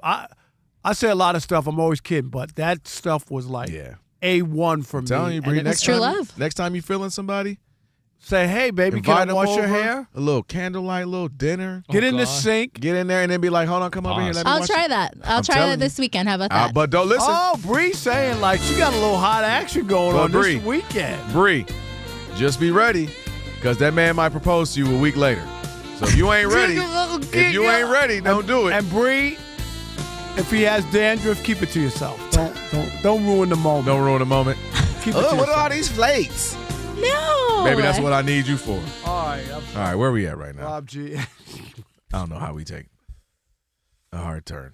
Well, speaking of the ladies. Yeah, speaking of the ladies, the WNBA is back in the headlines. What they done did, Rob For G. several reasons. We're not even going to get to all of them because there's a whole situation with Sophie Cunningham that's been popping off for the last couple of days, but we haven't even gotten to that one. That is true. Here's one that I'm sure you haven't heard about, though. So tonight, one of the marquee matchups in the W involves the Atlanta team against the Dallas team. That would be Paige Beckers against Angel Reese. So they're hyping it up. They're very excited about seeing two of their young stars going head-to-head. It's a close game, by the way, in the third quarter. Oh, that means they're getting buckets. Is there a game on? Oh, go ahead. Oh, jeez, Rob. Yes. Yo, we got two Yankees TVs right now. Put one of them on that TV, please. No. Please. So, as you know, both Angel Reese and Paige Beckers were at the WNBA All-Star Game this past weekend. Was it an All-Star game? Stop it. It was getting busy. And there is a video which the two have shared on their social media accounts indicating that they have a bet on tonight's game. Take a listen to the exchange. At All-Star Weekend, you and Angel made a bet with each other on this game. Is that bet still? This is how the rich stay rich. You gotta save this money. I'm gonna see you next week on Wednesday. Yeah. At night? No, at practice. Oh, at practice? I mean, I know y'all gonna lose, but if y'all lose, I get to have that. If y'all win, you get it 400. I get 400. And if we lose, then you get to keep. No, you owe me 400. Bet I'm staying on it. First, so here, that's one thing, Rob. But here's the bigger issue. This is why it involves the entire WNBA. Oh, boy. Because the WNBA, for whatever reason, thought that was a cute video. They thought it was a fun way to hype up the game. They shared the video on their TikTok, on their threads, on their Twitter, on their Facebook. Once people pointed out, hey, you are sharing a video of two of your marquee players betting on the game that is tonight, there could be some kind of conflict of interest. In fact, several people on social media pointed out that in the CBA of the WNBA, any player found by the commissioner to have been guilty of wagering on or attempting to wager on any value of the game shall be subject to fine, suspension, dismissal, or disqualification. And they both should be disqualified. We got the evidence. We don't need to have a hearing. We got the evidence. They can't play tonight. Is it tonight? Yeah, well, they're already playing. It's in your face right now. All right, timeout. Get them out of the game. And the one thing we did find out is Adam Silver placed a bet on the game as well, because you know he's big into gambling. He is big into gambling. Look, man. Perfect timing, Alex. You couldn't have hit a better one than that. Man, this is where we talk about this all the time. This league is a joke. They miss the mark sometimes. It's like, and I've said it before, it's like they weren't prepared for the surge of content, commentary, even fan base that was going to happen when the Angel Reese and Caitlin Clark started in college, which then carried into the league. They weren't ready. They weren't ready for prime time, as they say, because things keep happening where they kind of missed the mark. This was well-intended, Rob G. It was cute. It's funny. Let's share it. Social media is all that matters nowadays. Let's get it out there. Two of our stars but nobody is reading the room. What's one of the biggest stories in the headlines of the NBA last season? Gambling. Chauncey Billups, gone. Malik Beasley, dang it, the Pistons could have used a shooter. Gone. Who am I missing? What's my man? Rozier, gone. What's the quarterback? I'm forgetting his name. In college, the quarterback, Malta Gamblins. Him. I forgot it. Sorsby. Some of the biggest conversations in sports have been gambling.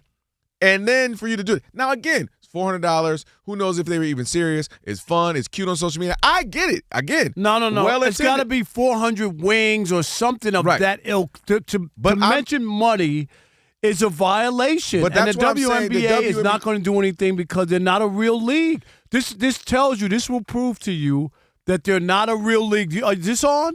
Hear me out.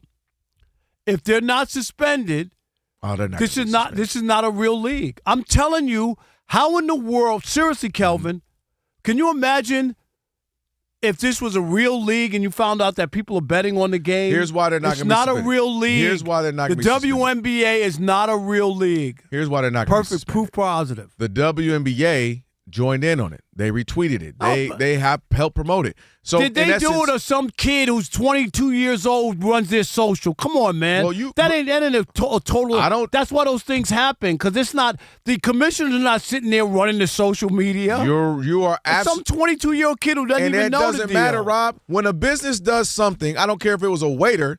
If the waiter does something crazy and you sue, then the company gets in trouble. So it's not, I get your point, it's some young person, but the young person represents the brand. That doesn't matter. That doesn't mean that they can't. If they made a mistake, made a mistake. I don't disagree with that. You mean to tell me the commissioner can't do anything because some 22-year-old on social thought it was cute and didn't realize the ramifications? You're going to have to fire that person too. Is what I'm saying. Suspend them. Fire them or suspend them. Because I'm saying that's my point, was that then the league is going to have something happen as well, because you participated in this. You thought it was cute. You helped tweet it out. No, and the league didn't. The 22-year-old social media person. There's no separation. There is if somebody on MLB Bro does something crazy, then people are going to go. I'm not saying you don't, but I'm saying that represents MLB Bro.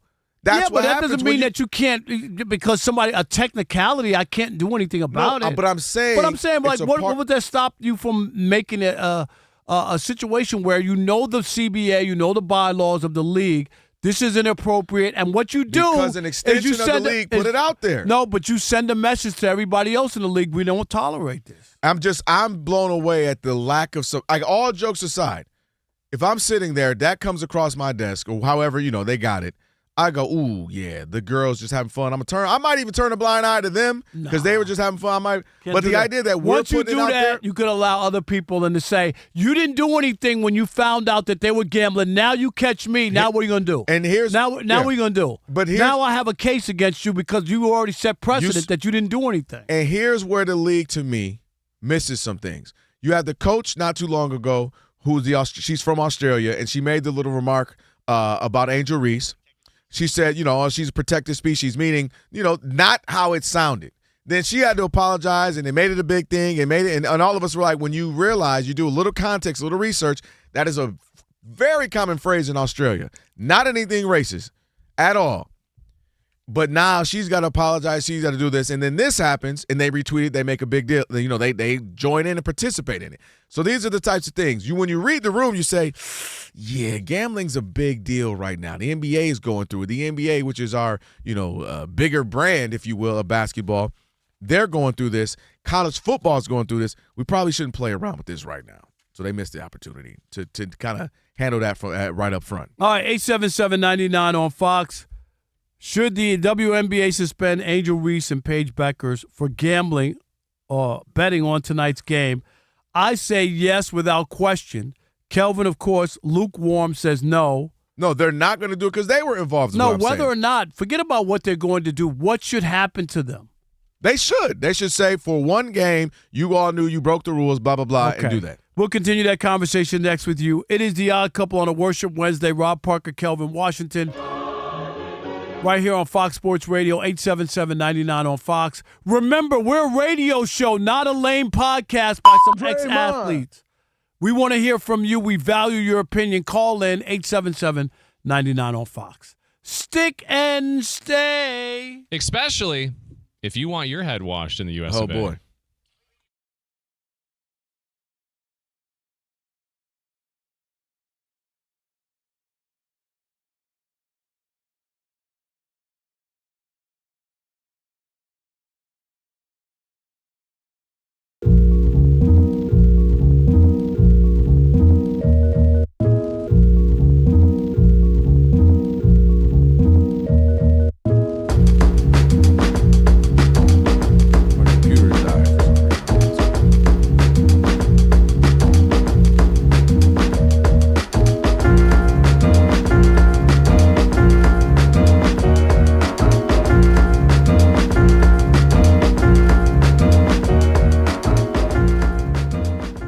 According to Rich Paul, LeBron James made this decision at 1 a.m.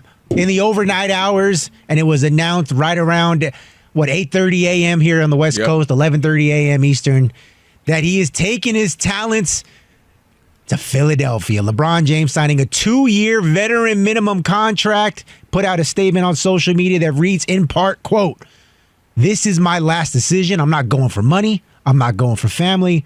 What am I really playing for at this point? I still want to sacrifice. I still want to work. I still want to grind. I still want to compete to win and have a chance at the feeling of winning another NBA championship. And he believes best place to do that is in Philadelphia.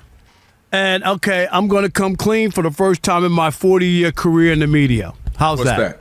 Well, all right. We waiting on this. I don't trust you, but okay. I'm just going to be honest. I'm going to say that for a long time I've been resisting it, but I think I have to finally, with this decision by LeBron James, I am going to officially declare him as the GOAT. Mm-hmm. Goes on another team, not the greatest of all time. He is the GOAT. Goes on another team. Here is LeBron James at the end of his career, turning into a journeyman who will go anywhere and will work for food, will work for my God. That's where LeBron James is now, where can't stay in L.A. and take a pay cut, right, to stick along with the team, but I'll go anywhere. And I'll take a big-time haircut, veterans minimum, to be a third or fourth option where all the other guys who are there, Jaylen Brown, right? You got Maxey, you got Embiid. Like, there are people there. Like, it's not just a LeBron story, no matter what happens there, obviously. So it's kind of weird to see that this is where LeBron is going to end it. LeBron, is it really a surprise? No. There was a BS story about, it's about the family and this and that. Philadelphia is not about the family. Not at all. That part, that shocked me a little bit more. That story didn't make any sense, okay? Because he could have stayed here. I'm pretty sure with the Lakers for $4 million. I'm pretty sure that they would say, all right, we'll take you for $4 million, not for $50 million. And then the whole idea is that LeBron is officially, and I guess it's always been the case, just a ring chaser. He's the ultimate ring chaser, and you got to look at it and go, how? It's just pathetic. And it's pathetic from this standpoint, Kelvin. I'm serious. Mm-hmm.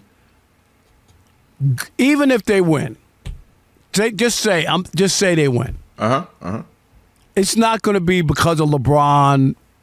There's going to be because of other players on that team as well. Sure, they'll say, hey, LeBron, we got a part of this again. But it's just not going to feel the same or change people's minds, because I think people are going to look at it and just say, LeBron was just looking at high and low to try to secure another ring, to try to convince people. Because here's the thing, and this is out of New York. Craig Carton from WFA in New York, he's reporting on his radio show, Kelvin, that he went to the New York Knicks. And they said, thank you, but no thank you. That they turned down LeBron, and Philadelphia's his second choice. Is that wasn't his first choice, is that he wanted to go to the Knicks, which, again, is not surprising because the team just won a championship, right? That one I'm not, given that, the team they have. That was his, I guess, goal, is to just latch on and somehow, some way, whatever I got to do to just get another championship. And I don't think he's going to convince anybody or pass Michael Jordan by joining the Knicks or joining the Sixers that have a loaded team even before he got there. People already liked what they had done prior to LeBron James getting there. But this is not a surprise to me. This is who LeBron has always been. This is why I said when they erect that statue out in front of the arena in Cleveland, it's going to have a basketball and it's going to have a suitcase, because this fits his MO again. But I will admit that LeBron James is the GOAT. And it doesn't stand for greatest of all time. It stands for goes on another team. So this, to me, is fitting.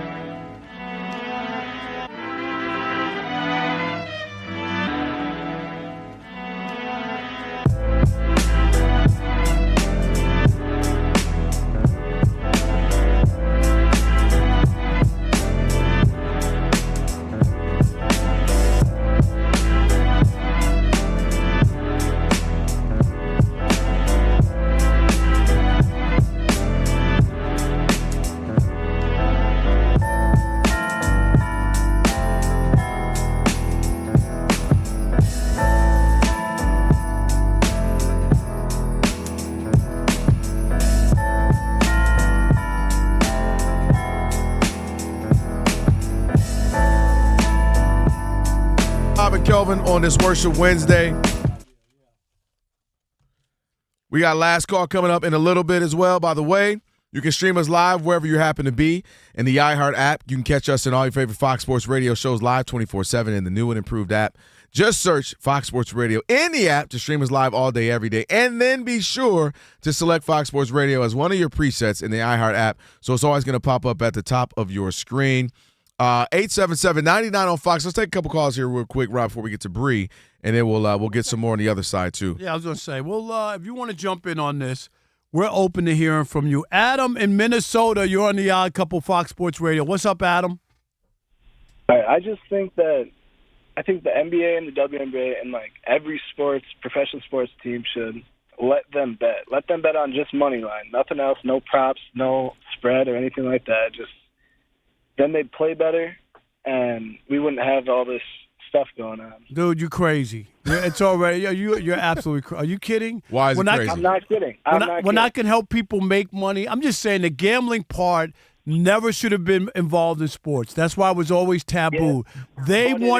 They're so caught up. They want money and they've compromised the game. Now, hold on, you can say whatever you want. They've compromised it. Are you saying am I able to disagree with it? Go ask Chauncey Billups and all these guys who are facing jail time. What are you talking about? You disagree?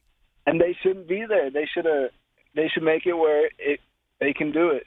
But are you saying they should bet, like, I have to bet my team is going to win? What if I bet we're going to lose tonight because we're terrible? We're the Washington Wizards and we're playing the Knicks, and I'm like, oh, we're losing tonight. So that's what it is. Just bet the money line for your team. It'll make you play. Okay, so it's money line. No, it doesn't. Now if I bet for my team to lose and I have a chance to make the last basket and I miss a layup so that we lose. Really? Come on, man. Yeah, no. Only money line to win, though. Like, that don't make sense. There's no bet. Why would I bet that every night it doesn't even make sense to bet the same thing? Oh, everybody has to bet for their team to win. Is that betting? That's not betting. Pete Rose did. It's so crazy. Scott in Michigan. You're on the Odd Couple Fox Sports Radio. What's up, Scott? First of all, you should not be able to bet in sport that you are playing in. I don't care if you're baseball, you shouldn't be able to bet on any baseball game. Football, same thing. Because if you're going to do like this guy suggested, wow, imagine how many point shaving is going to really happen now because you're going to have mobsters and that getting in bookies getting involved. So, yeah, I think this set of point, both those girls should be suspended and Reese should be suspended longer for being a bricklayer. My other take is this. Boy, you can't bring up Angel Reese without that coming up. I love that. Go ahead. Here's another thing here. LeBron James, I am sick and tired of everybody talking about how good he is. First of all, his championship record is not that great. He chases rings, he stacks his team, and he can't win. All he does is flop. If they should do like they do in hockey, if you do something like a trip, you act like you got tripped or whatever. Right. It's like a 2-minute penalty in it. What they should be able to do in basketball, coach should be able to challenge it, saying, "Hey, he flopped. If he flopped, it should be 2 fouls on him and a technical. Right. That way, it shortens the amount of Yeah, he got there." All right. He sounded like he should have called yesterday for trash talking. Thanks for the Tuesday. call. Appreciate it. He was like, WNBA be dang. Let's squeeze one more in before we're going to go to Bree, and then we're going to take more of your phone calls, 877-99 on Fox. Marshall in Duluth, you're on the Odd Couple Fox Sports Radio. What's up, Marshall? What's up, brothers? I thought I wasn't going to make it. No, you're going to make it. You got there. I made it. Don't worry, I got the wings. I'm heading home. What kind of wings you get? I got some from Texas Roadhouse. I know you wouldn't think they're good there, but they're delicious. No, there's places that got good wings. Yeah, They're not you right. said I'm going to a restaurant, not just a little fast food spot. I appreciate that. Texas All right. Roadhouse. Yeah. Anyways, what I was going to say is obviously that first guy, that is the most absurd take. It's just so ridiculous. What was that? I mean, yeah, that's just people going like, whatever degeneracy I want, I should have it. It's like, no. The second guy, he's got a problem with LeBron. Yeah, that just was out the blue. And another thing. Yeah. I don't like the way he ties his shoes. Yeah. I hate those shoes, man. But no, I was just saying, I agree with Rob. I think they both need to be suspended. And I understand what you're saying, Kelvin, but what the league needs to do is say out loud, hey, this guy made a mistake. as a league, we don't agree. I see what you're saying. If the league doesn't say something about that post, then they look like, oh yeah, we're part of it. Right. But they need to come out. They need to come out and say, hey, we don't agree with that 22-year-old. That was a mistake. And again, they could let them play today. Maybe that's the makeup for kind of abetting in it. But then the next day, they go, we got it. Simple. We're a real league. You can take us for real. They're suspended for a game. And you're not wrong. That's a good point. Thank you for the call. The thing is, all they did was, Rob, they just deleted it. That's what they did. No, but for credibility, you can't be acting like nothing happened. Oh, nobody saw it. No, everybody on social media saw it. Yeah, that's the thing. That you speak up, you say. I don't think people understand how much. If you it goes to the Kyle Shanahan. If you come out and say, "Yo, coach got hurt. My bad, I was playing my foot," we all go, "Oh, wow." And we would have moved on in 24 hours. Now everybody's like, was he drunk? Was he hiding something? Was What's he doing going on? something? What was somebody going not supposed on? to be there? Was somebody in the car? Yeah. Why is the police report wrong? You start digging. First thing they say it was the girl, not him, who was at fault. Yeah, and that's the same thing with this. They come out, hey, we told our players you can't bet, that's bad, da-da-da. We would have literally moved on. So I don't think leagues they're missing the point. And now you're going to give Pablo Torre something else to worry about. I'm just saying. Yo, Pablo is an American sniper at this point. He is like, Bleh! Who else can I get? What is he on right now? His podcast should be called AKA Pablo. Whoa. Yeah. Isn't that the name of that show? What? Wait, what? Wasn't that Rob G? No, that wasn't the name of the show? No, he out here laying people. Pablo is coming for your head. What was the name of the show? Look it up. AKA Pablo, wasn't it? All I know is he is sniping people. That That's boy his ain't playing name, around. Alex. What are you saying? That's got to be racist. Why? They replacing it. Mark Wahlberg with Shooter. It is Pablo Torres. He ain't playing around. All Bree. I know is somebody's got to keep an eye on Shanahan. Bree, go ahead. Save us, Bree. Can I keep an eye on Kyle Shanahan? I have a huge crush on him. Well, you don't get that he's making fun of him. Oh, I know. But still, I know. Yeah, Pablo, you. Wash his hair. Yes, there was a show called AKA Pablo for one season. Why are we supposed to remember one season in 73? 1984. We don't remember that. And Rob G, Paul Rodriguez. You remember him? It was on from March 6th to April 10th. That's all the episodes there was. How many? From March 6th to April 10th. So like one season, I think 6 episodes? Six episodes. Yeah, you're right, on ABC. Hey, this looks like Rob G. Oh, this is getting crazy. Racist. Oh my gosh. That's got to be racist. What? No? I don't know what he looks like. I don't remember one season from 84 of a show I never heard of. 6 episodes. It was 6 episodes. Only you will remember. Jason Smith saying it was good. Yeah, it was good. So good they gave it 6 episodes. And guess who was in it? What in the limited series are we talking about? And guess who was in it on one episode? B. Arthur. Look at this. I wonder it wasn't good. And Mario Lopez. Oh, Mario Lopez was on this Yeah, too? as Thomas Delgado. Domingo Rivera, Jose Sanchez, Pablo Rivera. Yeah. Bree, stop saying yeah like you knew this. You just heard of it 10 seconds ago. No, I don't know anything. I just Googled this. No, you're hitting me with the yeah like I'm wrong that this was some big show. That was Rob G's favorite show. No, I just Googled this. I thought we were talking about Pablo Torre still. Well, Rob had to bring up something. I know, the show from Rob 1984. has a weird TV. It's crazy. The man remembers every episode. If I asked the actors, they wouldn't remember the episode, but you remember the number, who directed it. It's insane, bro. You need to get on a show with that. Some TV show. Game show. How about Arliss? I love that show. I'm sure you remember that one. I don't remember that. What? Well, all right. 90 and below. 90 below. Okay, all right. You guys, starting right now in Major League Baseball, there was just a trade. The Texas Rangers are acquiring right-handed reliever Jace Slisseth and catcher Logan O'Hoppe from the Los Angeles Angels. A little bit earlier today, the Dodgers activated Edwin Diaz off the IL. The Giants crushed the Brewers 16-3. The Padres defeated the Rockies 3-1 for their 5th straight win. San Diego has now moved to 2 games behind the Phillies for the final NL wildcard spot. Right now, the Royals are shutting out the Twins 4-0.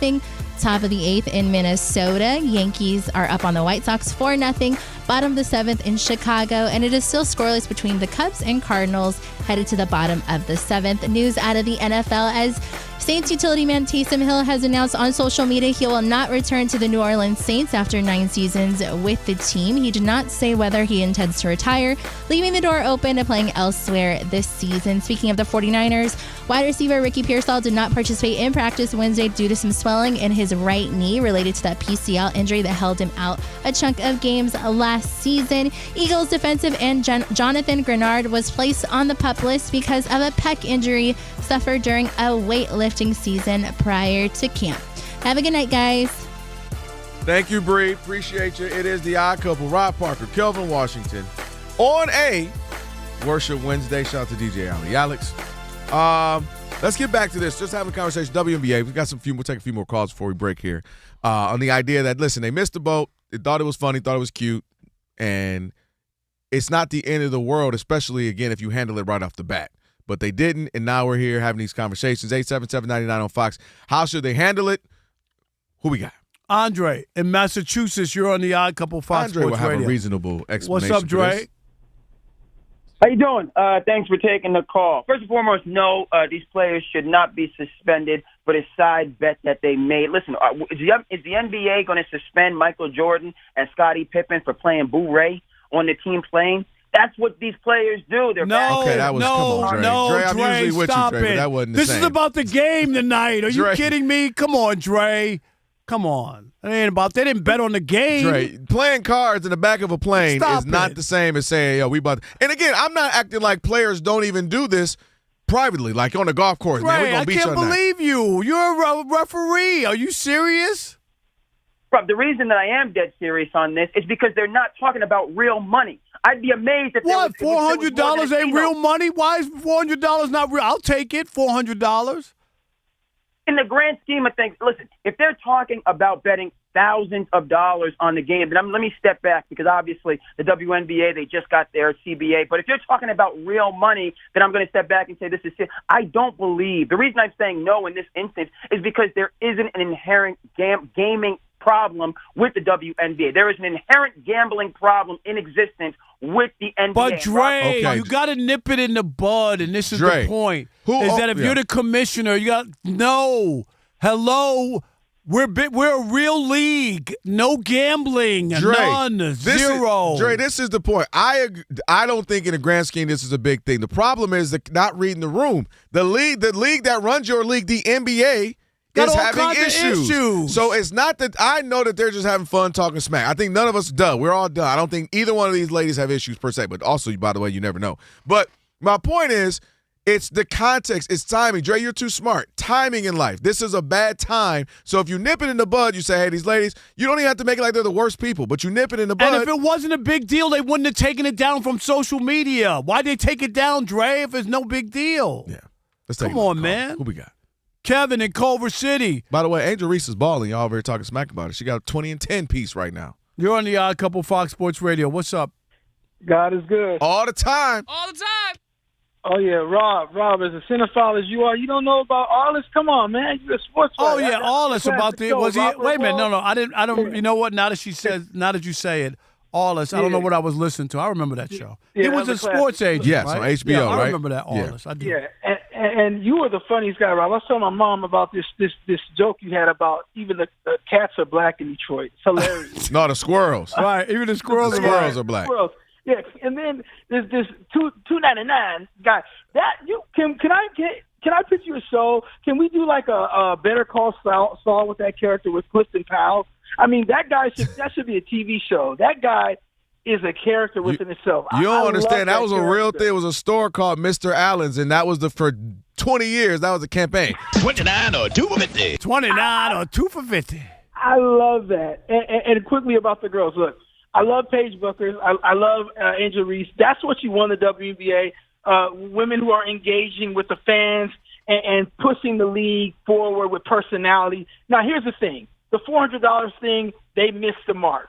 But I think the way you qualify that and make it come a full circle, whoever wins the game, $400 to your favorite charity. One's got St. Jude's. One's got L.A. Children's Hospital, Los Angeles, something like that. And you got to make them get up in front of the media and say that we misspoke. And nobody would care after that. There's no way that we would. Right. To a charity. Yep. Yeah. And take the game off of the books. You can't bet the game. That's off the books. the $400 goes to a charity of each player's choice. And then you up it. You up it to 4,000. I think I would have each player up it to 4,000 to, like you said, some local charity. And again, that's the biggest thing I keep saying, Rob, is just jump in front of these things. And Kevin, one more thing for you. 29. 29 or 250. There you go. I love that. Let's make it a better call show. Come on, Detroit. Love that character. There you go. 29 or 250. 250. You know the first thing I ever voiced, you'll get this, was DOC, the eyewear. The dot, right. Yeah, that was the first commercial I ever did. Wow. DOC out there.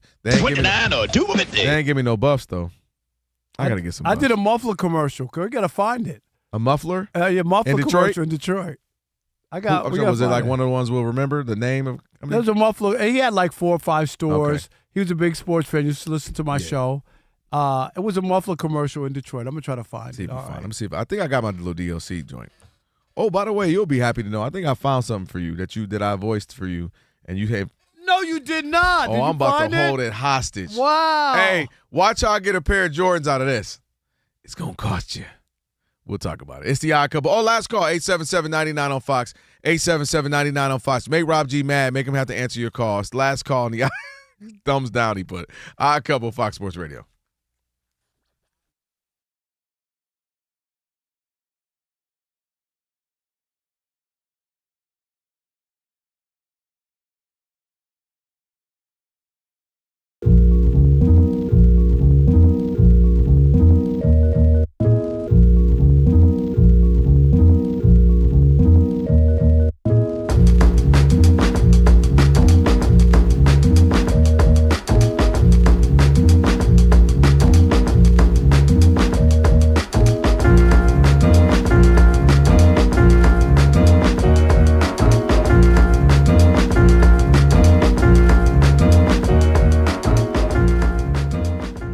LeBron James taking his talents to Philadelphia. It is a 2-year veteran minimum contract to join forces with Tyrese Maxey and Jaylen Brown and Joel Embiid with the Philadelphia 76ers. So, guys, the obvious question then becomes, when LeBron James makes a move like that to a team like the Sixers, how much pressure is there on him and that team to get it done expeditiously?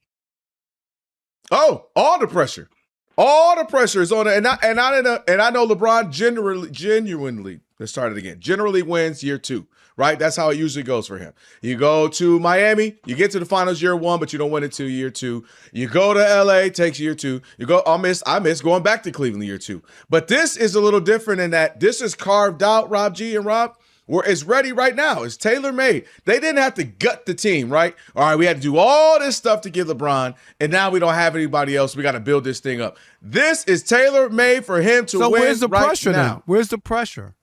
He has pressure? Saying the pressure is get it done. No, but I'm saying the pressure on him?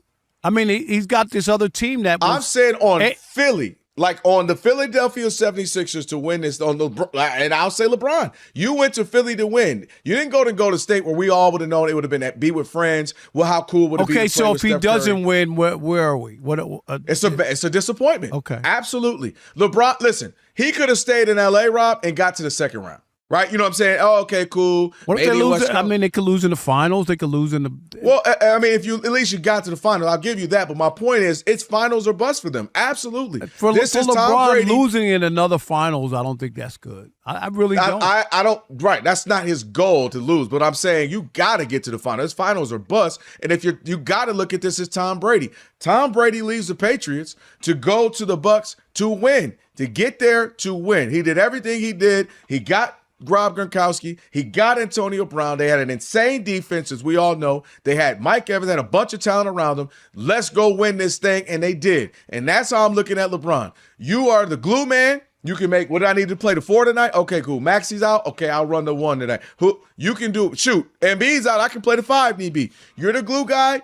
You have extreme talent in Jaylen Brown, who was 6th in MVP voting. VJ Ekman was like the third or fourth best rookie of the rookie last year, and you got Tyrese Maxey, who's an all-star.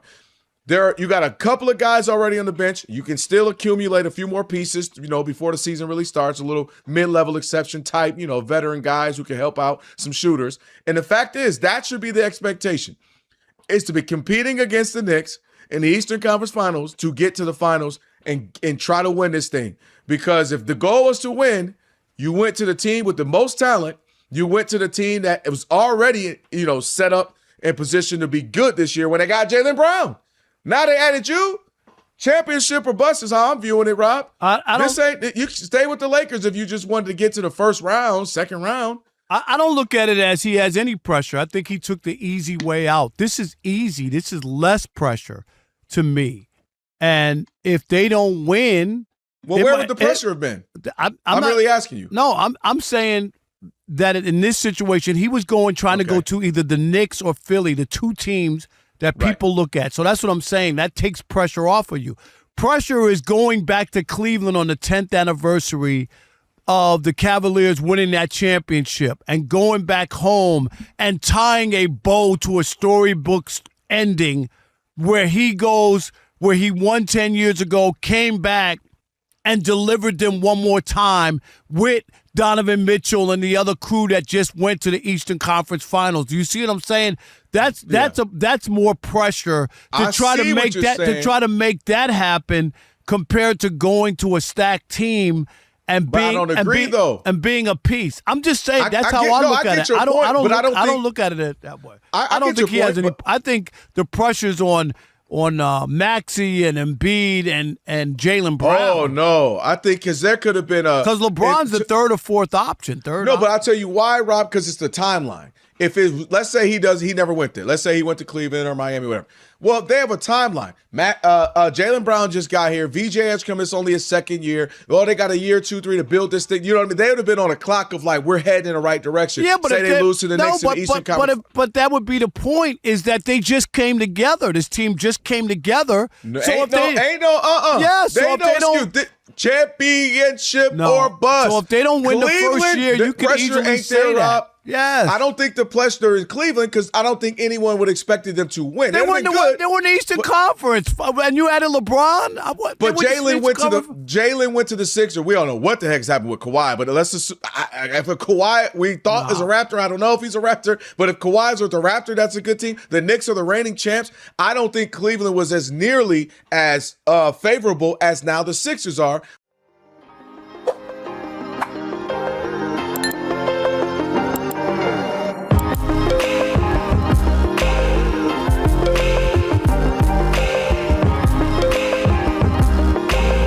Drop out.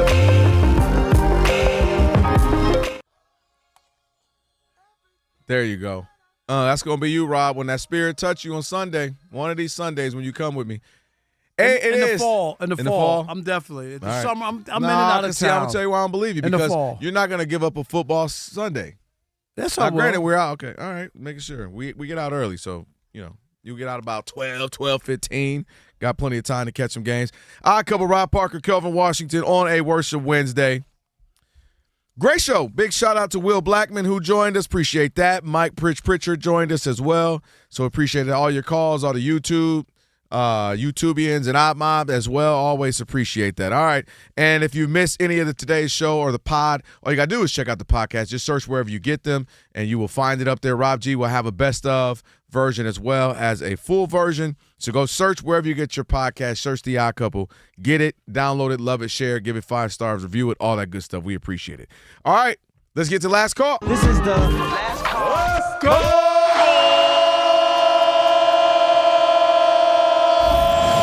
It's last call. Last call time on The Odd Couple. Last call. Who we got?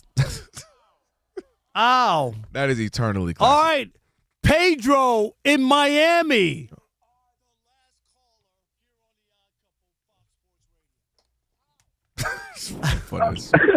What's going on, fellas? How y'all doing? What up? What's up, my man? Good. I just want to say the WNBA sucks. I'm tired of it. Get rid of the damn league. Trash it. I'd rather watch ping pong at 3 o'clock in the morning on the Yo Show. It's terrible. Is this Pedro? Is this Pedro or Rob Parker calling? No, Pedro. He knows the deal. He's not I'm watching. Man, this game is right now compelling. Right now, sexist. Andrew Reese at the free throw line, a chance to drop it down to 4 or 5 points with 4 minutes left. Come on, Rob G, you with me? You with me, Rob G?